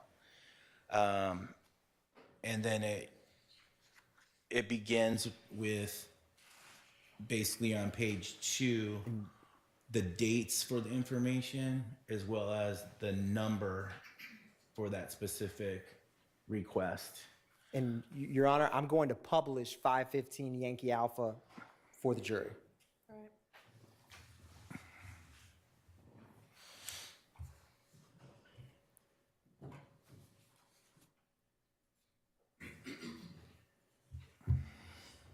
Now, can you explain for the jury, what is this on the top left when it has a Sprint case number? What does that indicate? So with every request that is received, a Sprint case number, or T-Mobile has the same type of thing, but a number is generated that correlates with that specific request. And so the case number is 2015, in this case, -032151. So you could look up the information that was sent out. We would have a record of it. That's basically what that is. And what is the phone number associated with 515 Yankee Alpha? The phone number is 678 278-5991. Now, what agency requested these records from Sprint? It was the Atlanta Police Department. And who specifically with the Atlanta Police Department requested these records? It was Ari Bleifeld. Now, I'm scrolling to page 2 of 515 Yankee Alpha. Who was this account? What person was the bill and account name under? It was under the name of Kenneth Copeland. And what was the address associated with this phone record? 878 Oakland Drive Southwest, Atlanta, Georgia, 30310. Now, what was the date range for this request? It was January 1st, 2015 through February 6th of 2015.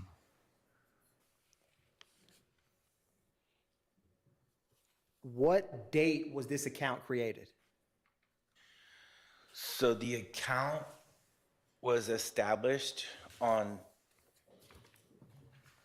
October 29th of 2014. Now, I wanted to ask you, if you turn to the third page, do you see a line titled equipment? Yes. Now, what is that? What does this tell you? So it basically shows the equipment that's being utilized with the electronic serial number. And so each handset has a ESN or electronic serial number that correlates with that handset. The phone carriers keep track of that information. If there was a change, it would also show if a handset was activated or canceled for whatever reason. I get a new phone, it would show that information. Now, are you able to tell if this is a pre or postpaid account? And if so, how? Yes. So with Sprint, in the network access identifier, which is close to the top of the page, or just under where it says effective, it has the name of the subscriber, and it'll usually have a numeral next to it, and then it has at sprintpcs.com. When I see that, I know that it's a postpaid subscriber. It's a verified subscriber. If it was prepaid on the Sprint network, it would have something like, oftentimes it would be like Boost Mobile. Boost would show up instead of Sprint PCS, or Virgin Mobile. Those were some of the prepaid components of Sprint, unless it was with a reseller. And so if it was with a reseller, they would have the subscriber information, if there was any, on a postpaid or a prepaid subscriber rather. So a non-billed subscriber. Now, sir, did you see, and I'm trying to show this on the screen for you as well, where it has features with a number of asterisks? Yes. Right above that, where it says effective 12/15/2014, and then it has expiration. Can you describe for the jury what that means?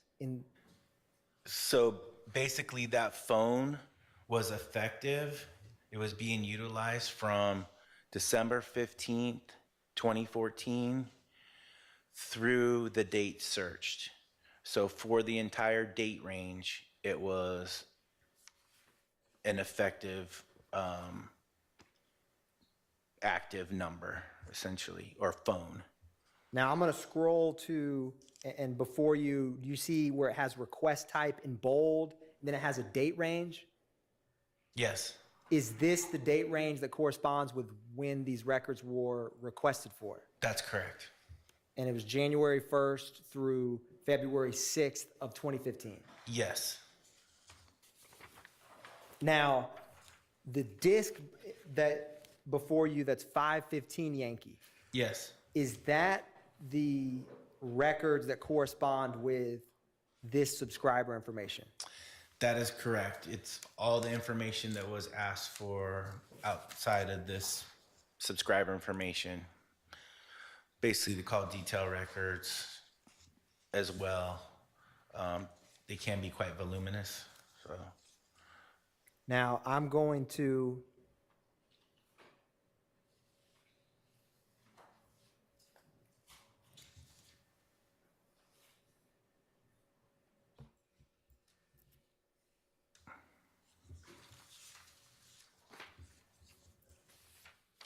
publish for you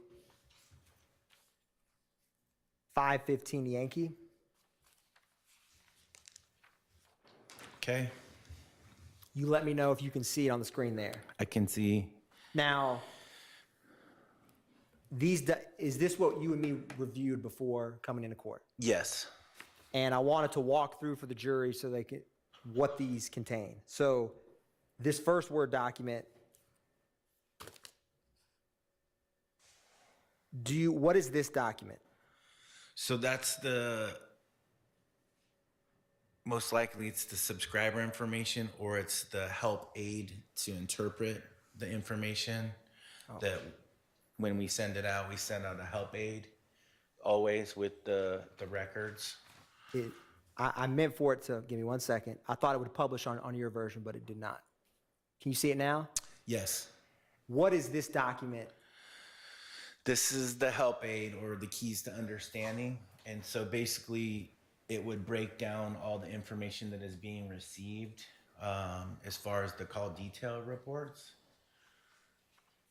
And if I want to,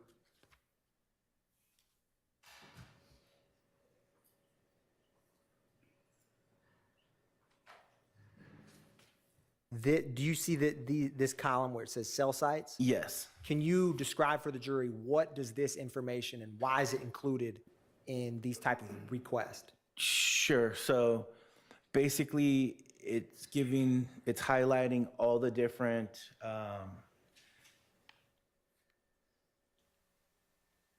switch information for all the switches that are kept throughout the United States, as well as the identifying information. So it's called a network identifier. All that information is part of the record. So basically this is an overview of all the towers in the United States. But for the specific record that you look at, as far as the call detail record, depending on where that phone's operating, it would have those specific network element IDs for that area. And so with Sprint, you would have a list that coincides with it. And then you would be able to determine the latitude and longitude for that specific tower that works in conjunction with the switch. So basically, a switch conducts the switch to happen from one telephone number to another telephone number. 100 years ago, it was an operator. There was a person that would physically switch a phone to get to its destination. With the network, it's a system. And so it does the switching in the system. That's pretty much how that works. But we give you the overview of all the towers, so you can be able to identify the information, as well as inside of this information, it kind of explains the different nuances of the towers as well and how they're set up. Now, for example, with the records that T-Mobile, or in this case Sprint at the time, would send back, if a law enforcement agency asked for phone records for 30 days and someone traveled to 10 different states, would the records from that be different or not different in relation to the cell site tower you're talking about for someone who stayed in one state? Their phone stayed in one state. Right. So anytime there's movement, you're going out of state, the switch would also be typically in the other state as well. So that's kind of how that works. There's switches all throughout the United States, and then for every switch, there's several, could be 100 or more towers that are associated, probably more than 100 with each specific switch, just depending on the population density. And so I'm just going to give you an example. If I was on my phone and I left Georgia and I went north to New York and I had been using my phone the entire time, getting on calls or whatever while I'm driving through my sync, of course. But anyways, every time you get on a call, it would then have the network information that would correlate with the switch and towers that are in those specific states that you're traveling through. Now, I want to go back to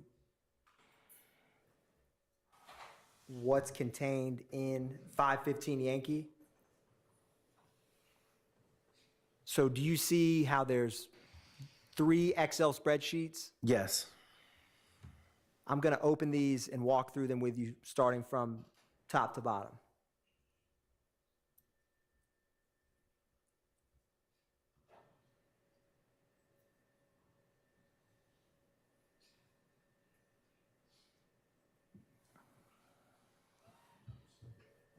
Now, when you were just describing the different tower information that would come back from a request, what is this Excel spreadsheet that's contained within 515 Yankee? So this is the NEID list or the switch information. And basically it's a list. On the record, it would have the identifying information, and you would have to refer to this list to be able to plot the latitude and longitude. So with the Sprint records, you have to look up the list, and then you would use the cell ID number to locate the latitude and longitude for each specific sector of a tower, essentially. Now, what you see, this Excel is titled NEID 207. Yes. What does that mean, and what is after that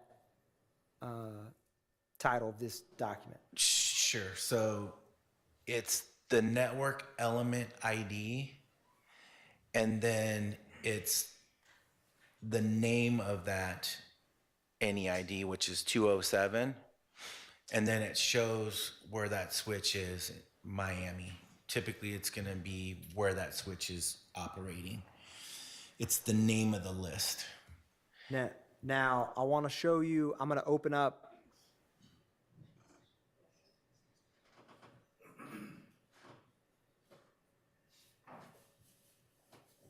another Excel that was in 515 Yankee, and I want you to describe for the jury. Let me know when this pops up. Do you see that, sir? I do. What switch location is this Excel spreadsheet associated with 515 Yankee? So this one's Atlanta. It's number 176. So it's network element ID 176.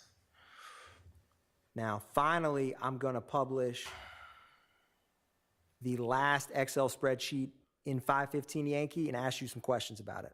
Okay. And while I'm pulling that up, you know how on the subscriber sheet it said status A? What Yes. does that mean on the different lines of the subscriber information page when it has status A? It's active.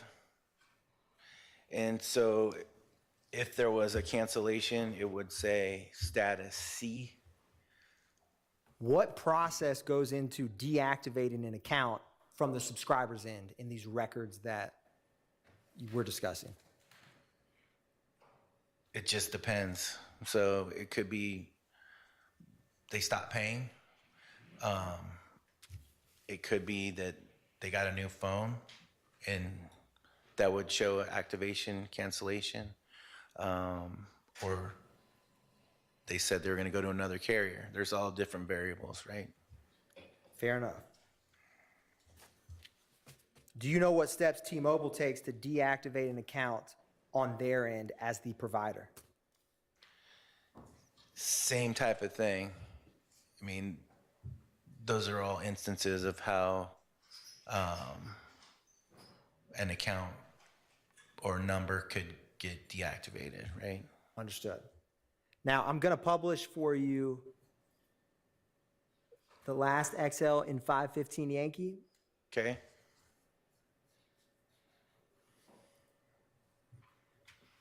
Do you see this? Yes. Now, for purposes of, I'm going to increase the font here for you on this top row. Okay. Can you tell the jury in general, while I'm doing that, what these are? Sure. So these are the columns. And basically it's interpreting the entire record and their column headers, right? The calling number is the number that's doing the calling. You can see at the bottom in green, that's the PTN or personal telephone number. That's the number that the record relates to, right? And then you have the called number and the dialed digits. So the called number is the number that's being called. And then it breaks it down. If there are no dialed digits, that's an indication that it's a text message, because the way that text correlate with the records, they don't show the dialed digits because it goes through a text message gateway. So with, on that note, you see how these first roughly 10 columns are blank, and then you have numbers here in the column I've highlighted. What's the difference between, are these top ones text and this some type of phone call? Correct. And it will allude to that later. But then you have the mobile roll column, which is identifying inbound would be a call coming in, outbound would be a call going out. There's another nuance that you might see in there that's routed. There's two types of routed calls. And generally, a routed call is going to have an inbound portion and a portion that's routed. It's when the receiver is outside of its normal coverage area and the switch is trying to locate that person or phone, essentially. And so it's being routed by a temporary local dialing number. And it's only on inbound calls or if a call goes to voicemail. Those are the instances where you'll see routed. And when you see a call that goes to voicemail, it will have like 6245 in parentheses, and the dialed or the called number column is where it would show up. For a quick example of that, I'm going to move, do you see the highlighted column to 14? Yes. And where it says routed call? Yes. Is this what you were just discussing for the jury? Correct. So those two lines are paired together, essentially. It's all one transaction, but on the record, it shows two lines. And do you mean what is listed as 14 and 15? Yes.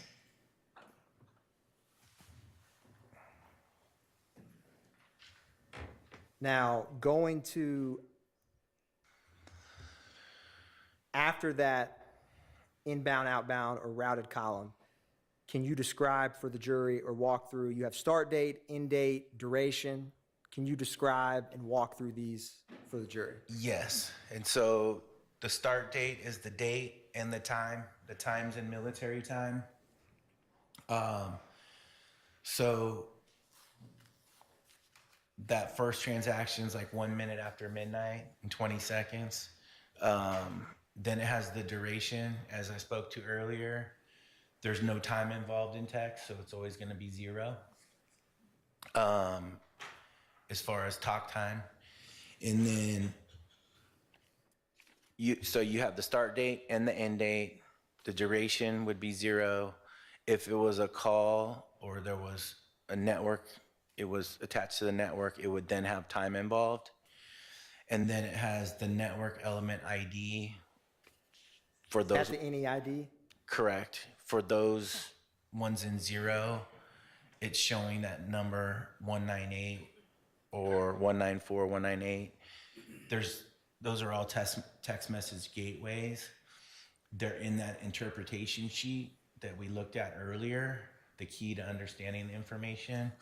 All those are broken down in there. And then it coincides with the specific repo. What is a repo number? Basically the switch list, right? Understood. Now, I want to ask you something. For Sprint records in 2015, what time zone were the records in or kept in? So for any text message transactions within the Sprint record, it would be in Central Time. And so you would have to add an hour to get to Eastern Time. What about for phone calls? Phone calls are switch time. So wherever that switch was, that's where it would relate to. So if you use the switch in Atlanta, Eastern Time, they would be in Eastern Time? Correct. And if you used a switch in Texas, Central Time, it would be Central Time? That's correct. And is it based on in these records, if this cell phone provider, which is attributed to Mr. Copeland, made a call and was in Eastern Time, would all of the calls be in Eastern Time or something else, regardless of who they dialed to? It would be wherever the phone's being utilized. So it would go back to the switch information. And if someone that was in, say, California called someone who was in Atlanta, how would the records on the Atlanta call providers come in? What time would come in for that incoming call? Wherever that person is that's utilizing that number. So you'd have to have the records for the other number, but wherever the physical phone is connected to as far as the switch, that's where that would relate to the records. So for someone who remained on Eastern Time, regardless of where they're receiving calls, their records would stay in Eastern Time. Correct. Now, I want to go through just a couple more. What does this last 2 columns mean that says first cell and last cell? Sure. So basically the first cell and the last cell breaks down. There's a series of numbers once you go past those zeros. 1 is the sector or side of the tower. And then 7848 on that first cell that we're looking at, it's the second line up, is the cell ID number. And so you would have to go to the list that we looked at earlier, which is 207, any ID list, or repo 31. Look on the left-hand column for 7848, that's the cell number, and then look at the first input. That would give the exact information for that tower. And then it finalized on that tower, so it would be the same location for that tower information that you would physically see on that list. Now, earlier you had mentioned if the duration is 0, it's a text. Is there any significance to this first cell, last cell columns having a 0 versus numbers? Not for text, no. So if it's a 0 here, does that mean it's a text? Yes, but if the phone was off or out of battery and there was calls coming in, it would also show 0. Understood. Now, would these records that we're walking through, would applications such as FaceTime or WhatsApp or Telegram show up in these documents? No. Now, do you have before you 516 Yankee Alpha? Yes, I do.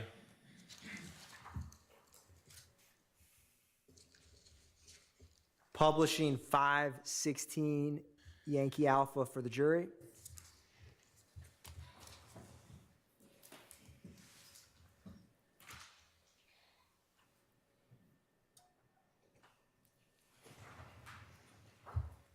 Now, who made this request for 516 Yankee Alpha? So it's Kevin Leon Pacher. I guess that's how that's pronounced. Leon Sounds Packer? French. Yeah, or Leon Packer. And are they what agency were they with when they made the request? Atlanta Police Department. And what is the phone number that was requested? The number is 470-262-2643. What was the date that these records were provided to the Atlanta Police Department that made the request? The date that they were provided was, let me look here.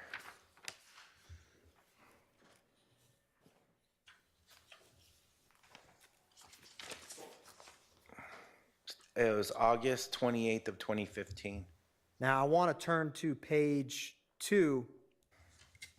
What records were, or let me start with this.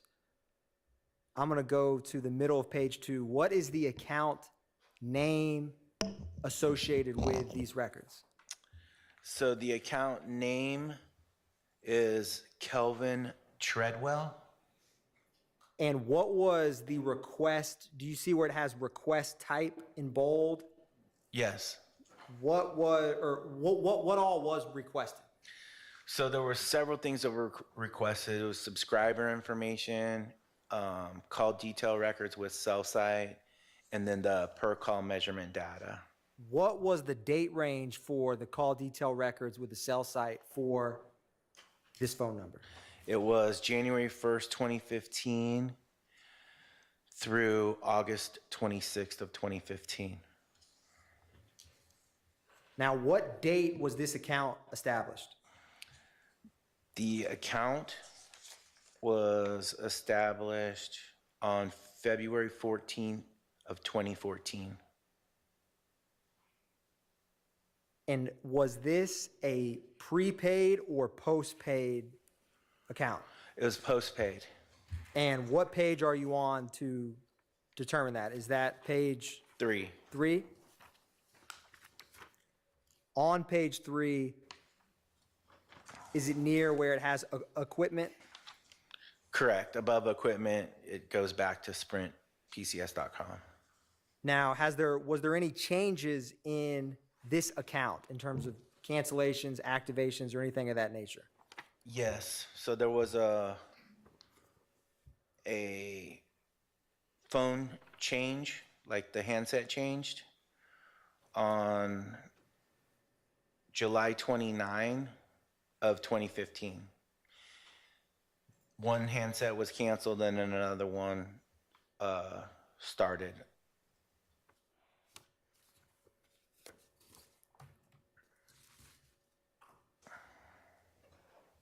Now, the records we just walked through that had the duration, the different columns we Yes. walked through with the jury, is these records also Sprint? Yes. Does the call detail records associated with 516, are they in the same format of what we just walked through with the jury? Yes. So the Excel spreadsheet would have the same data columns for this phone number? Same type of information, just relating to the other number. Now, I want to turn to 517 Yankee Alpha. Is that also a Sprint record, 517 Yankee Alpha? Yes, it is. Publishing 517 Yankee Alpha for the jury.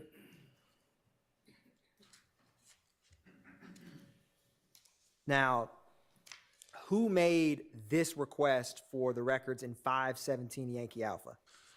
It was a L. Gaither with the Atlanta Police Department. What was the date that these records were returned to Detective Gaither with Atlanta Police Department? It was May 28th of 2015. Now, turning to page 2, what was requested by Detective Gaither with this with these records? The cell site information with the call detail records, along with subscriber information for the date range of January 10th, 2015 through May 20th of 2015. Now, do you see on account details? Yes. Can you describe for the jury if this is pre or post-paid account? So it's a prepaid account. And basically it's a reseller. The reseller name is Red Pocket. Basically, resellers lease lines from the parent company, which in this case is Sprint, and they lease blocks of lines and operate their prepaid business. So if there were any subscriber information, you would have to get it from that specific reseller.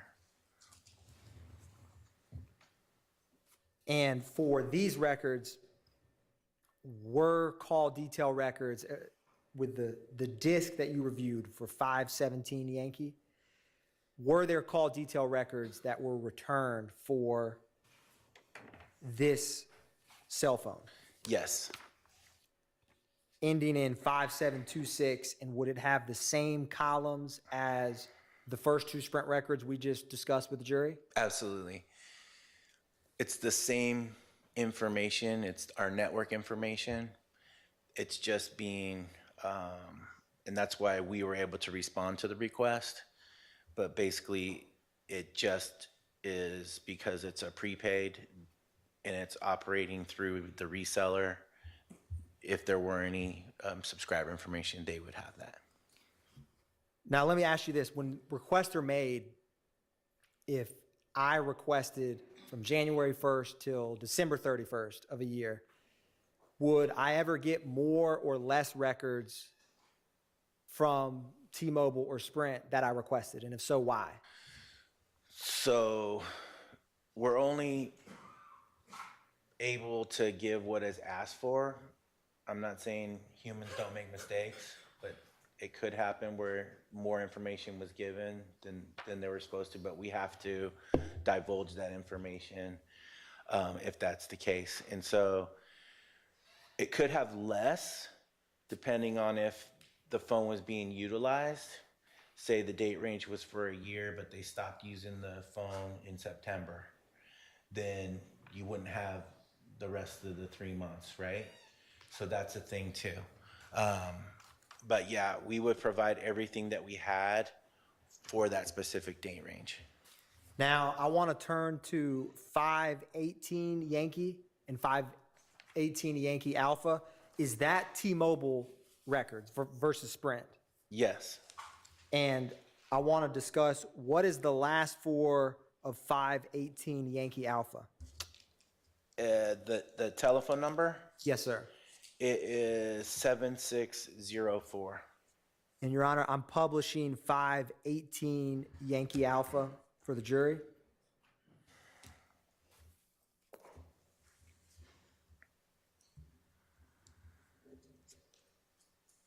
Who is, I should say, what is the billing name for this account? So the billing name is Trey Brock. Is it Trez Brock? Yes. And what agency or who made this request? So it was requested by Michael Sprinkle at the Fulton County District Attorney's Office. When was this requested information provided to Mr. Sprinkle? October 26th of 2016. And for these records, what was requested? Subscriber information and call detail records were requested. Were cell tower information requested for this number? Yes, that was included in the cell records.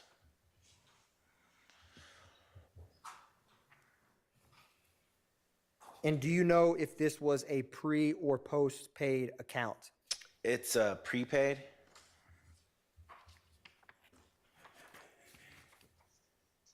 And what was the date that this account was activated? The account activation date was April 10th of 2013.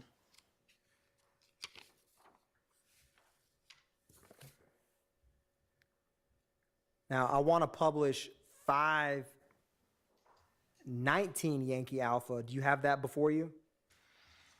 Yes. Is this also T-Mobile records? Yes, it is.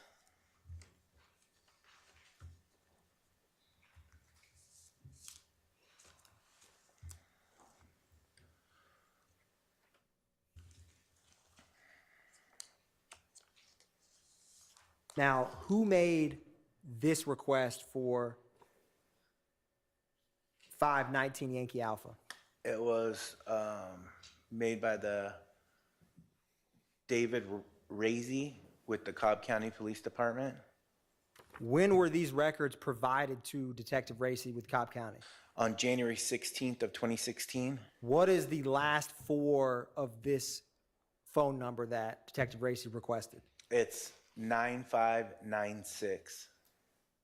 Now, what is the subscriber name for this particular record?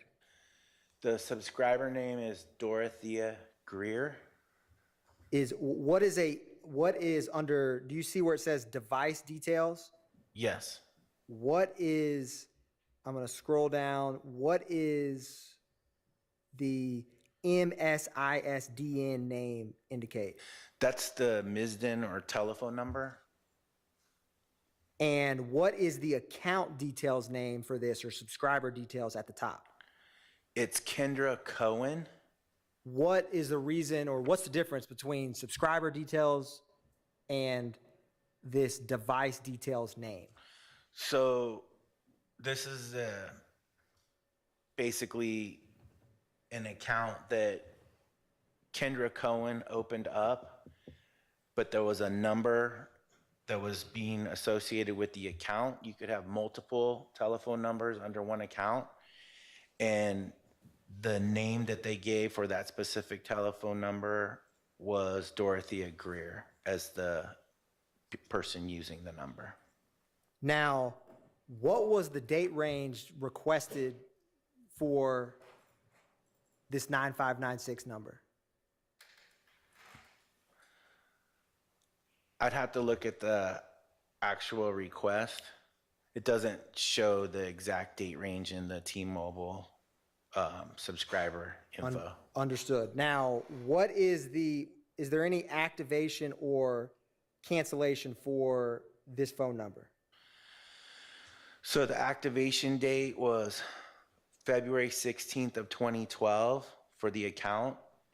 And then the termination date was April 28th of 2015. What was the disconnect reason? It doesn't give a reason for the disconnect other than it was canceled. Do you see under device details the MSISDN disconnect reason column in the middle of the page? Oh, at the customer request. So the customer requested it. Now, initially we talked about T-Mobile records. Are these, or excuse me, Sprint records, is the call detail records and cell site tower for T-Mobile, is it in the same or different format? It's a totally different format. With T-Mobile, the cell tower information's on the call detail record. You don't have to go to a separate list to be able to view that information and correlate the two. It's on the record itself. It does give an address. The address is really there for engineering purposes to locate where that tower is located. If you were to plot the information, you would want to use the latitude and longitude.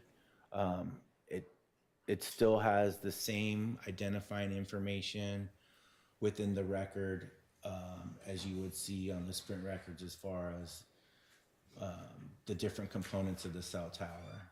Now, I'm going to publish the call detail records contained within 519 Yankee. Okay?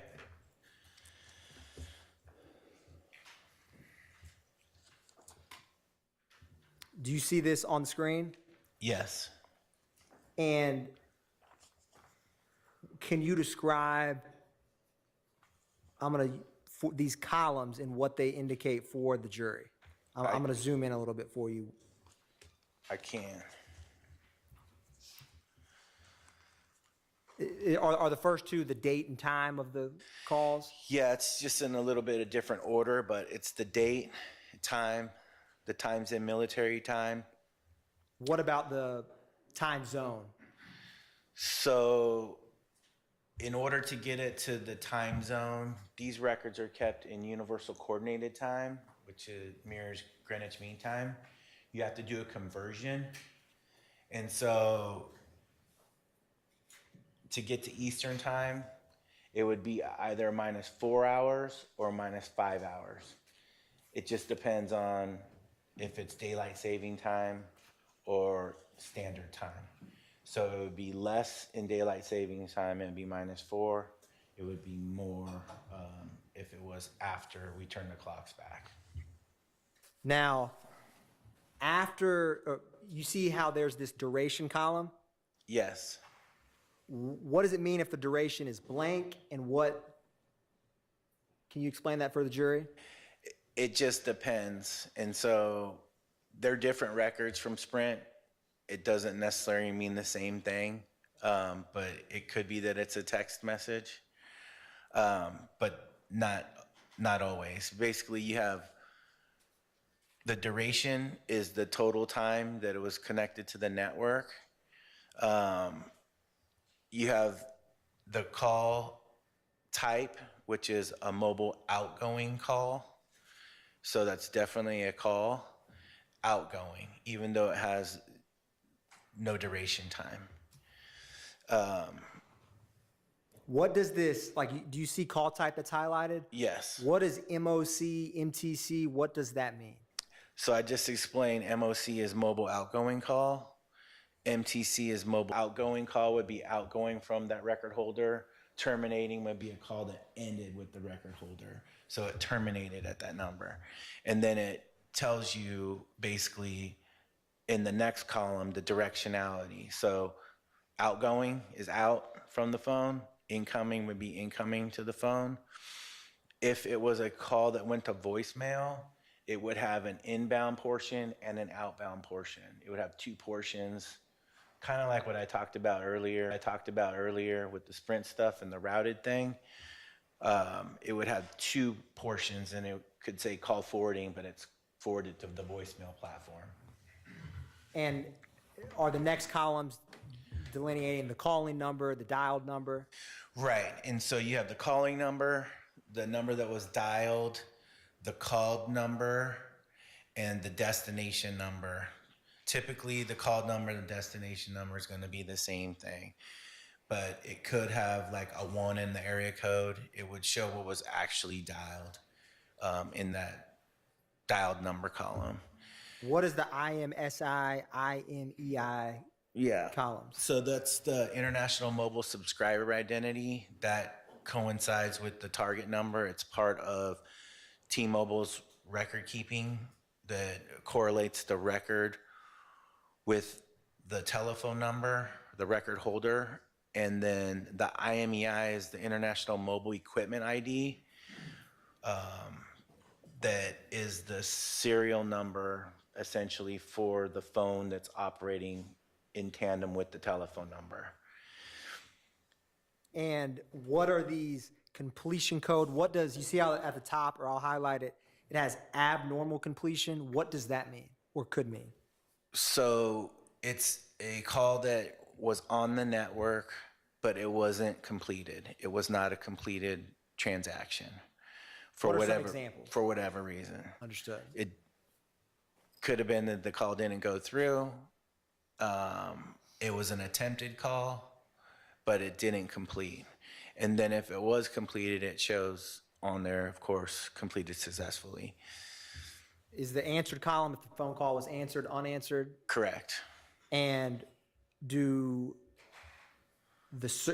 the service code, without going through all of them, what are some examples of what this service code column indicates?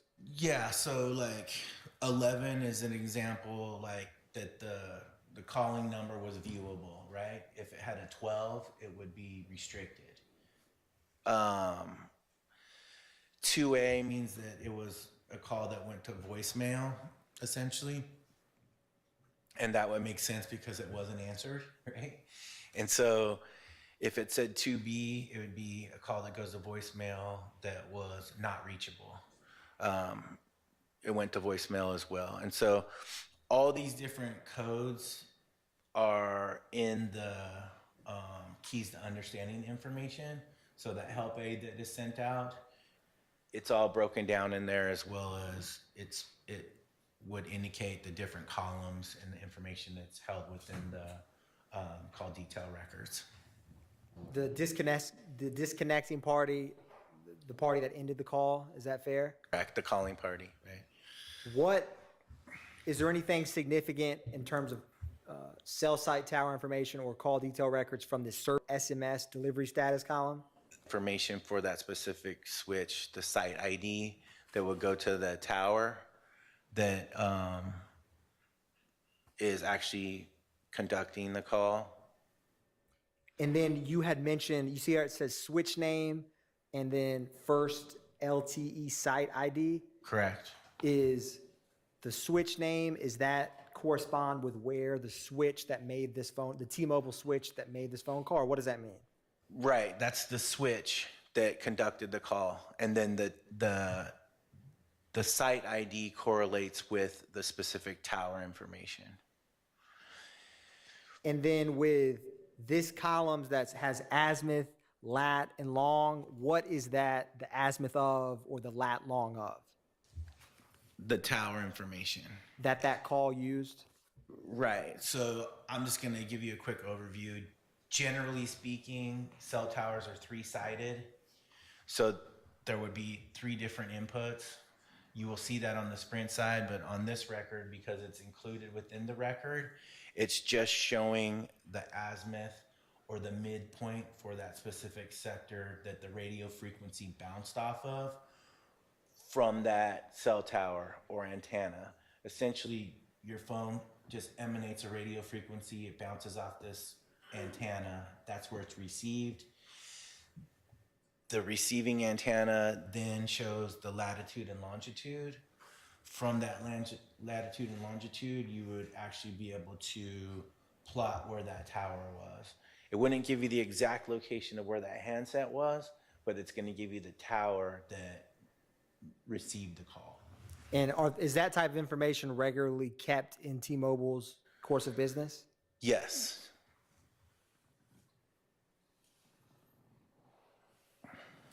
Now, was there also some records that I had discussed, the business record certs? Yes. So I wanted to publish 520 Yankee Alpha. Do you have that before you? Yes.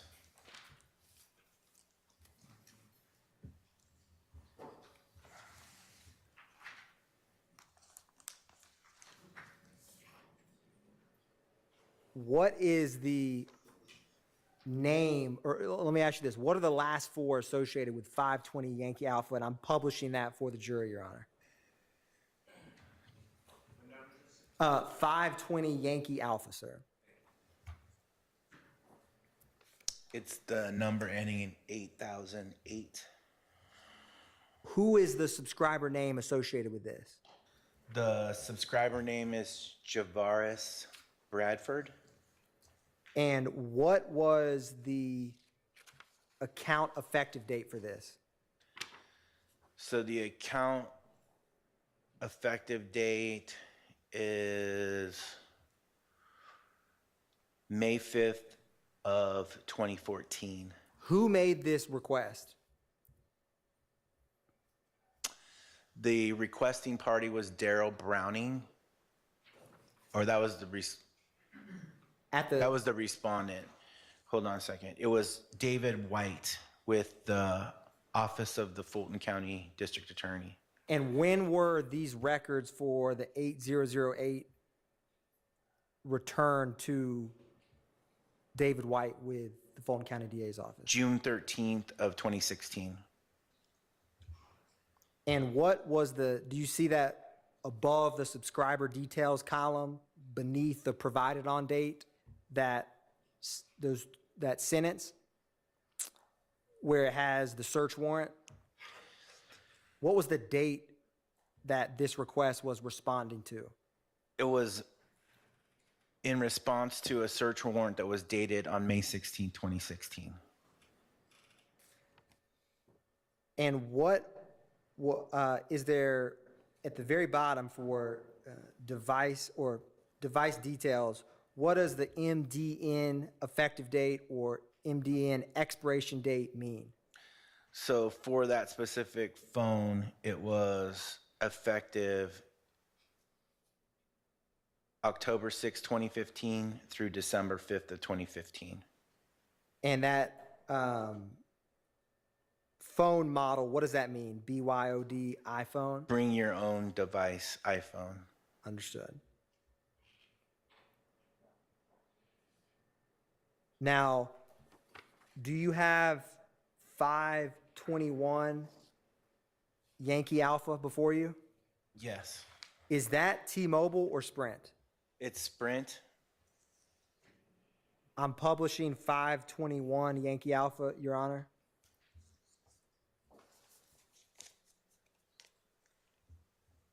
Who requested, or let me ask you this, what are the last four of 521 Yankee Sprint records of that cell phone? The last four is 3145. And who requested these Sprint cell phone records? David White with the Fulton County District Attorney's Office. What was the date of David White's request?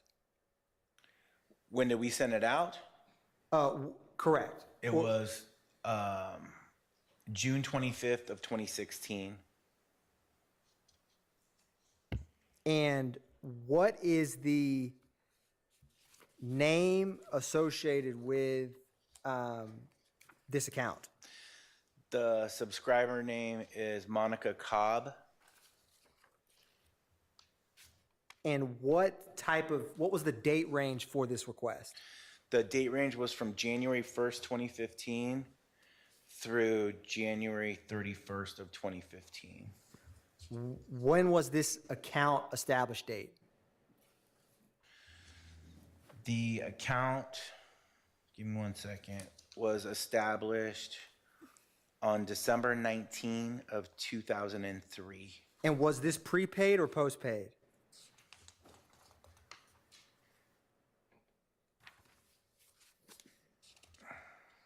Give me 1 second.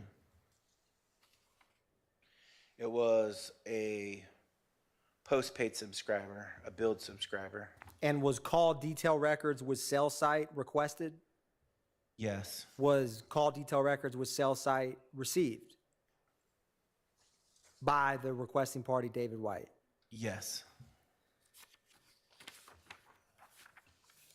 Now, would these call detail records and cell site correspond with the T-Mobile columns that we walked through?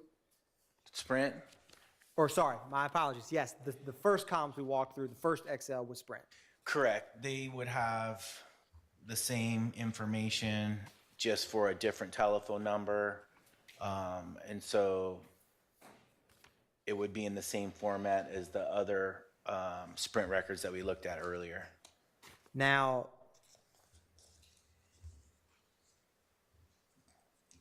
you also have before you 522 Yankee Alpha. Yes. Is that T-Mobile or Sprint? It is T-Mobile. I'm going to publish 522 Yankee Alpha for the jury, Your Honor.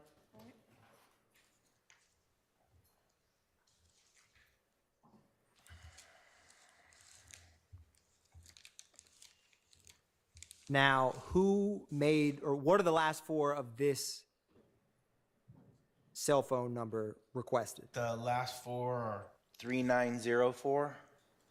Who made this request? The request was David White was the requester with the Fulton County District Attorney's Office. When did the records get returned to David White? It would have been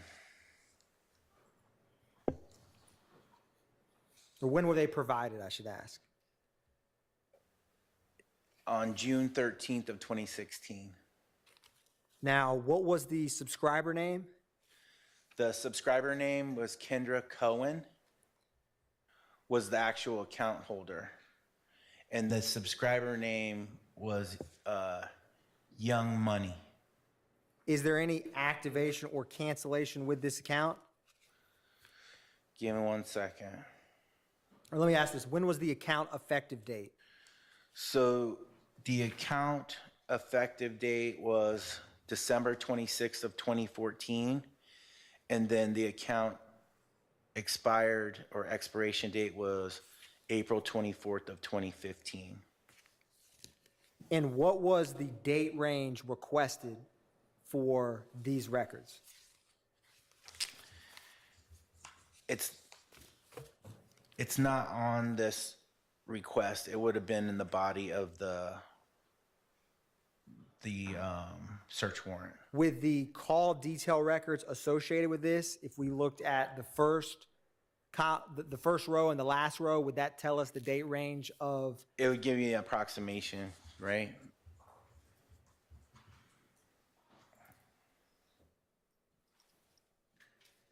Publishing, Your Honor, 522 Yankee, the call detail records.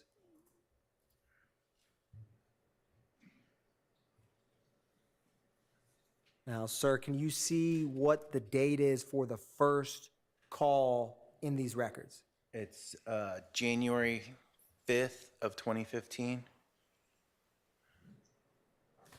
Okay.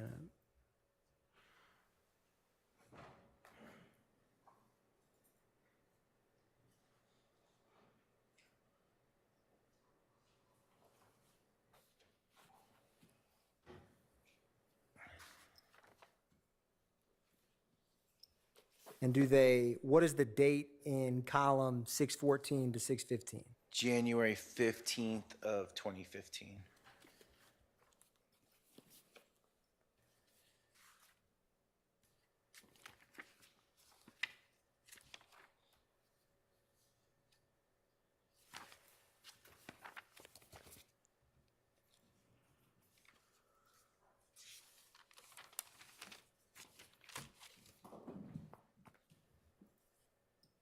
One brief moment, Your Honor.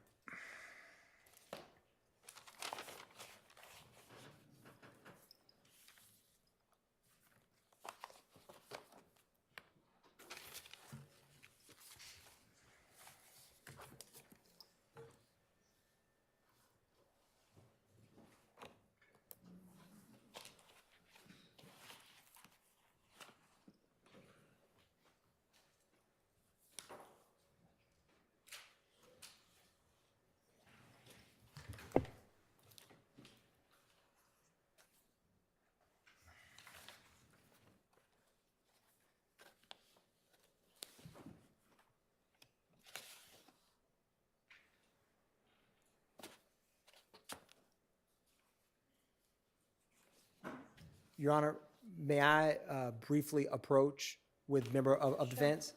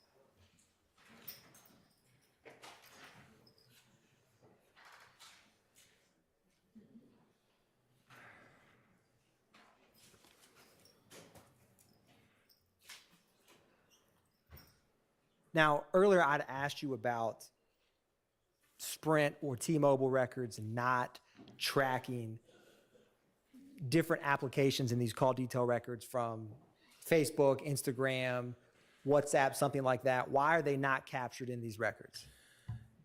That's a form of data, and so this is the network information. If data information was asked for, it could show up in those types of records. But with the actual call detail records and cell site information, there would be no data involved in that. And from 2015 until 2024 today, has there been any change in the towers that T-Mobile or what once was Sprint had? Have they increased, decreased, stayed the same in terms of towers in the network? So the network's stronger now because we essentially migrated all the Sprint information into T-Mobile. There's not really much more I can say about that other than it's a stronger network now than it was when both companies were operating on their own. Understood. And when we had discussed subscriber information, is there any reason that it says basic subscriber information? Is there any other type of records associated with subscriber information, or why is it referred to that way? Yeah, so we can only give what is asked for. And so several years ago, Sprint had made it that we would only give out the expanded subscriber information if it was asked for through legal process. And expanded versus basic is it would be the account details that has the social security number involved. Keeping that type of information in-house is a big deal. We don't want those types of things going out. And so we would only send that information if it was asked for. And so that would be the difference. So basically, if a request came in and it was basic, it wouldn't be the expanded subscriber information. So it wouldn't include the date of birth, the social security number. Like those would be things that weren't sent out.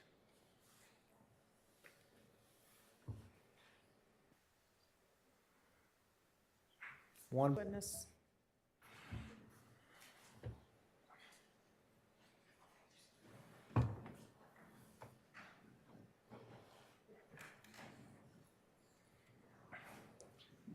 Sir, thank you so much for your time. Thank you, sir. Can I ask you a couple of questions? Yes. Do you ever encounter, have you ever encountered your records showing a certain duration for a call, and then the call goes to a different provider's record? So it's calling from one phone, your company, to another company. You understand what I'm asking you so far? Yes. And they have different times for duration. Can you explain that to the jury, if you come across that? I don't really compare other carriers. There could be a slight variation, but I just mainly look at the records for my specific company, right? But there could be some type of maybe a minimal amount of time that's different. What would be minimal? And we have an example. Seconds, I don't know. We're talking 10, 15, 20 seconds difference, or you're talking 2 seconds difference? Like I said, I don't work for another carrier. I've worked for these two. And when you're comparing phone calls, there could be some type of network reception. So it could be different depending on, you're talking about two different networks correlating with two different transactions, but it's the same, right? And so the way one carrier keeps their information could be slightly different than the other carrier. So I can't tell you why. Okay. Okay. The azimuth, it's AZIMUTH, I believe? Correct. Explain what that is to the jury. I can. So the azimuth is the midpoint for the sector. Generally speaking, cell towers have 3 sectors, and they would show the directionality of where the radio frequency was bouncing off of that specific sector. So basically the azimuth is the middle part of the sector. I kind of look at it like this. Like if you looked at a clock, 12 is 0 and 360, right? On a compass. And so 120 would be at 4 o'clock. If 120 degrees was that sector, the midpoint would be 60. So that would be the azimuth. That's just one example. How do you know in these records that you have just talked about, how do you know whether there's 3 sectors in these records that the jurors are about to see and get explained? So on the Sprint records, they're on basically the list to interpret the information. It's all in there. The T-Mobile records just show the azimuth for that specific tower. So they're 2 different things, right? T-Mobile has it on the record. Sprint shows all the sectors on the key that coincides with the records. Okay.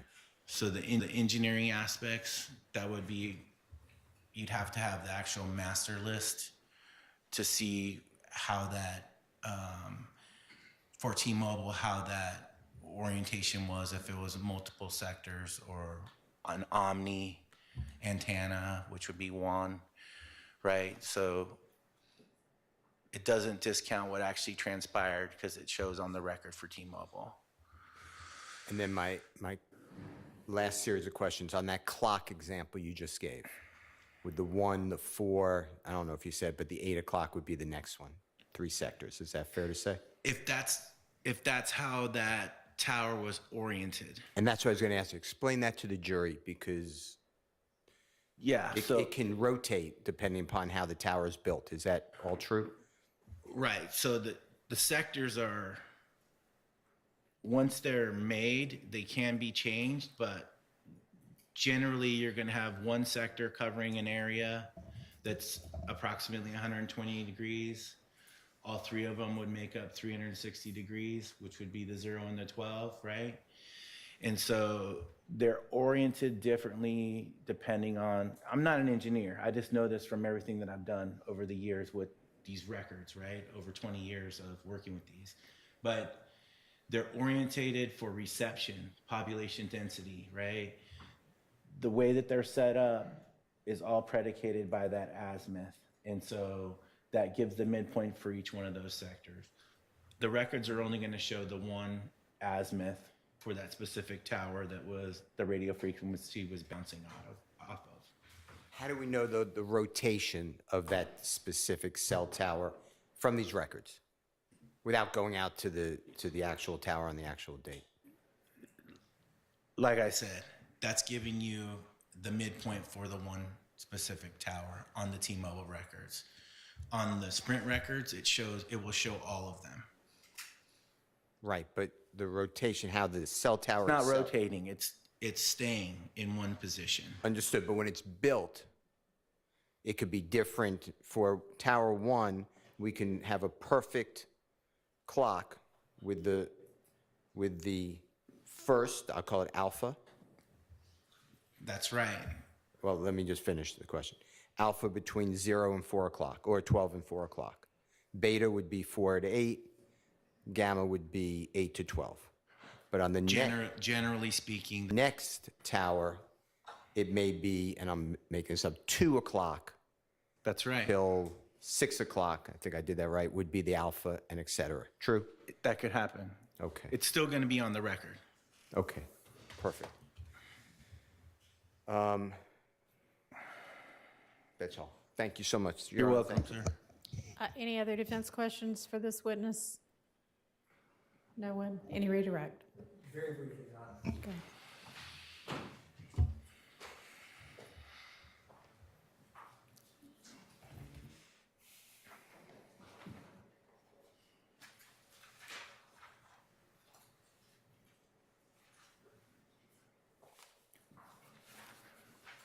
when on cross, when we were, you were asked questions about the azimuth and the data in these records. Correct. With the records from either Sprint or T-Mobile that we discussed, is the data needed to plot location of the tower information contained in these call detail records with cell site information that we have? Yes, within both carriers' records, right? Both Sprint and T-Mobile's information. The information is revealed for the latitude and longitude along with the azimuth for every pertinent call that was attached to the network. That were received back or That's provided? correct. That's correct. One brief moment, Your Honor.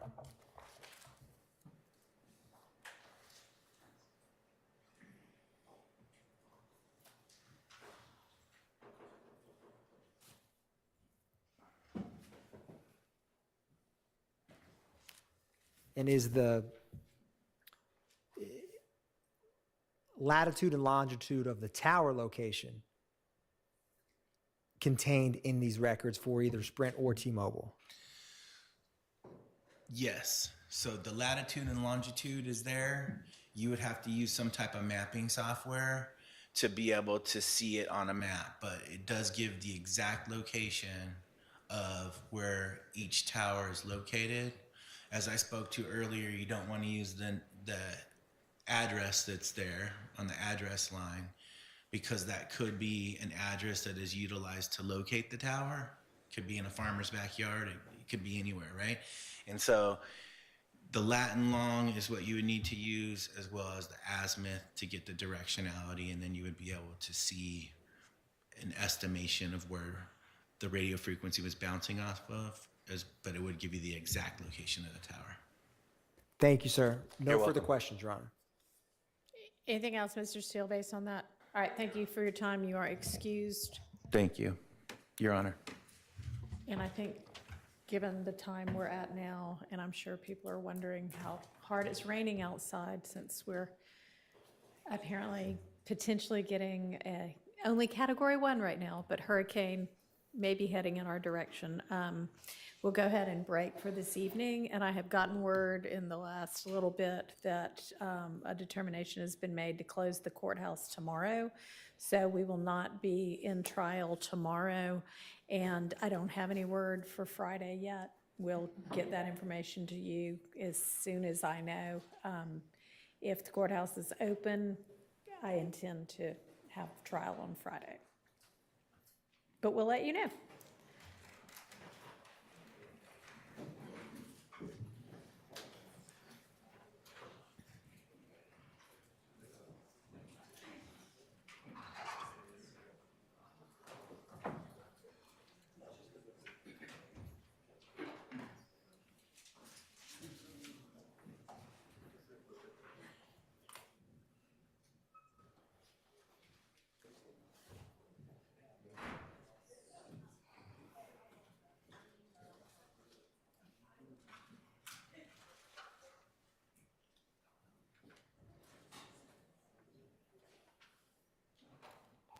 Is there anything for the record before we break for the evening? Not in the state, Your Honor. Nope. All right, y'all please take tomorrow and keep plugging on all of the other aspects of this case that still need to be dealt with. And I will let y'all know as well as soon as I know what our Friday plan is. Thank you, Your Honor.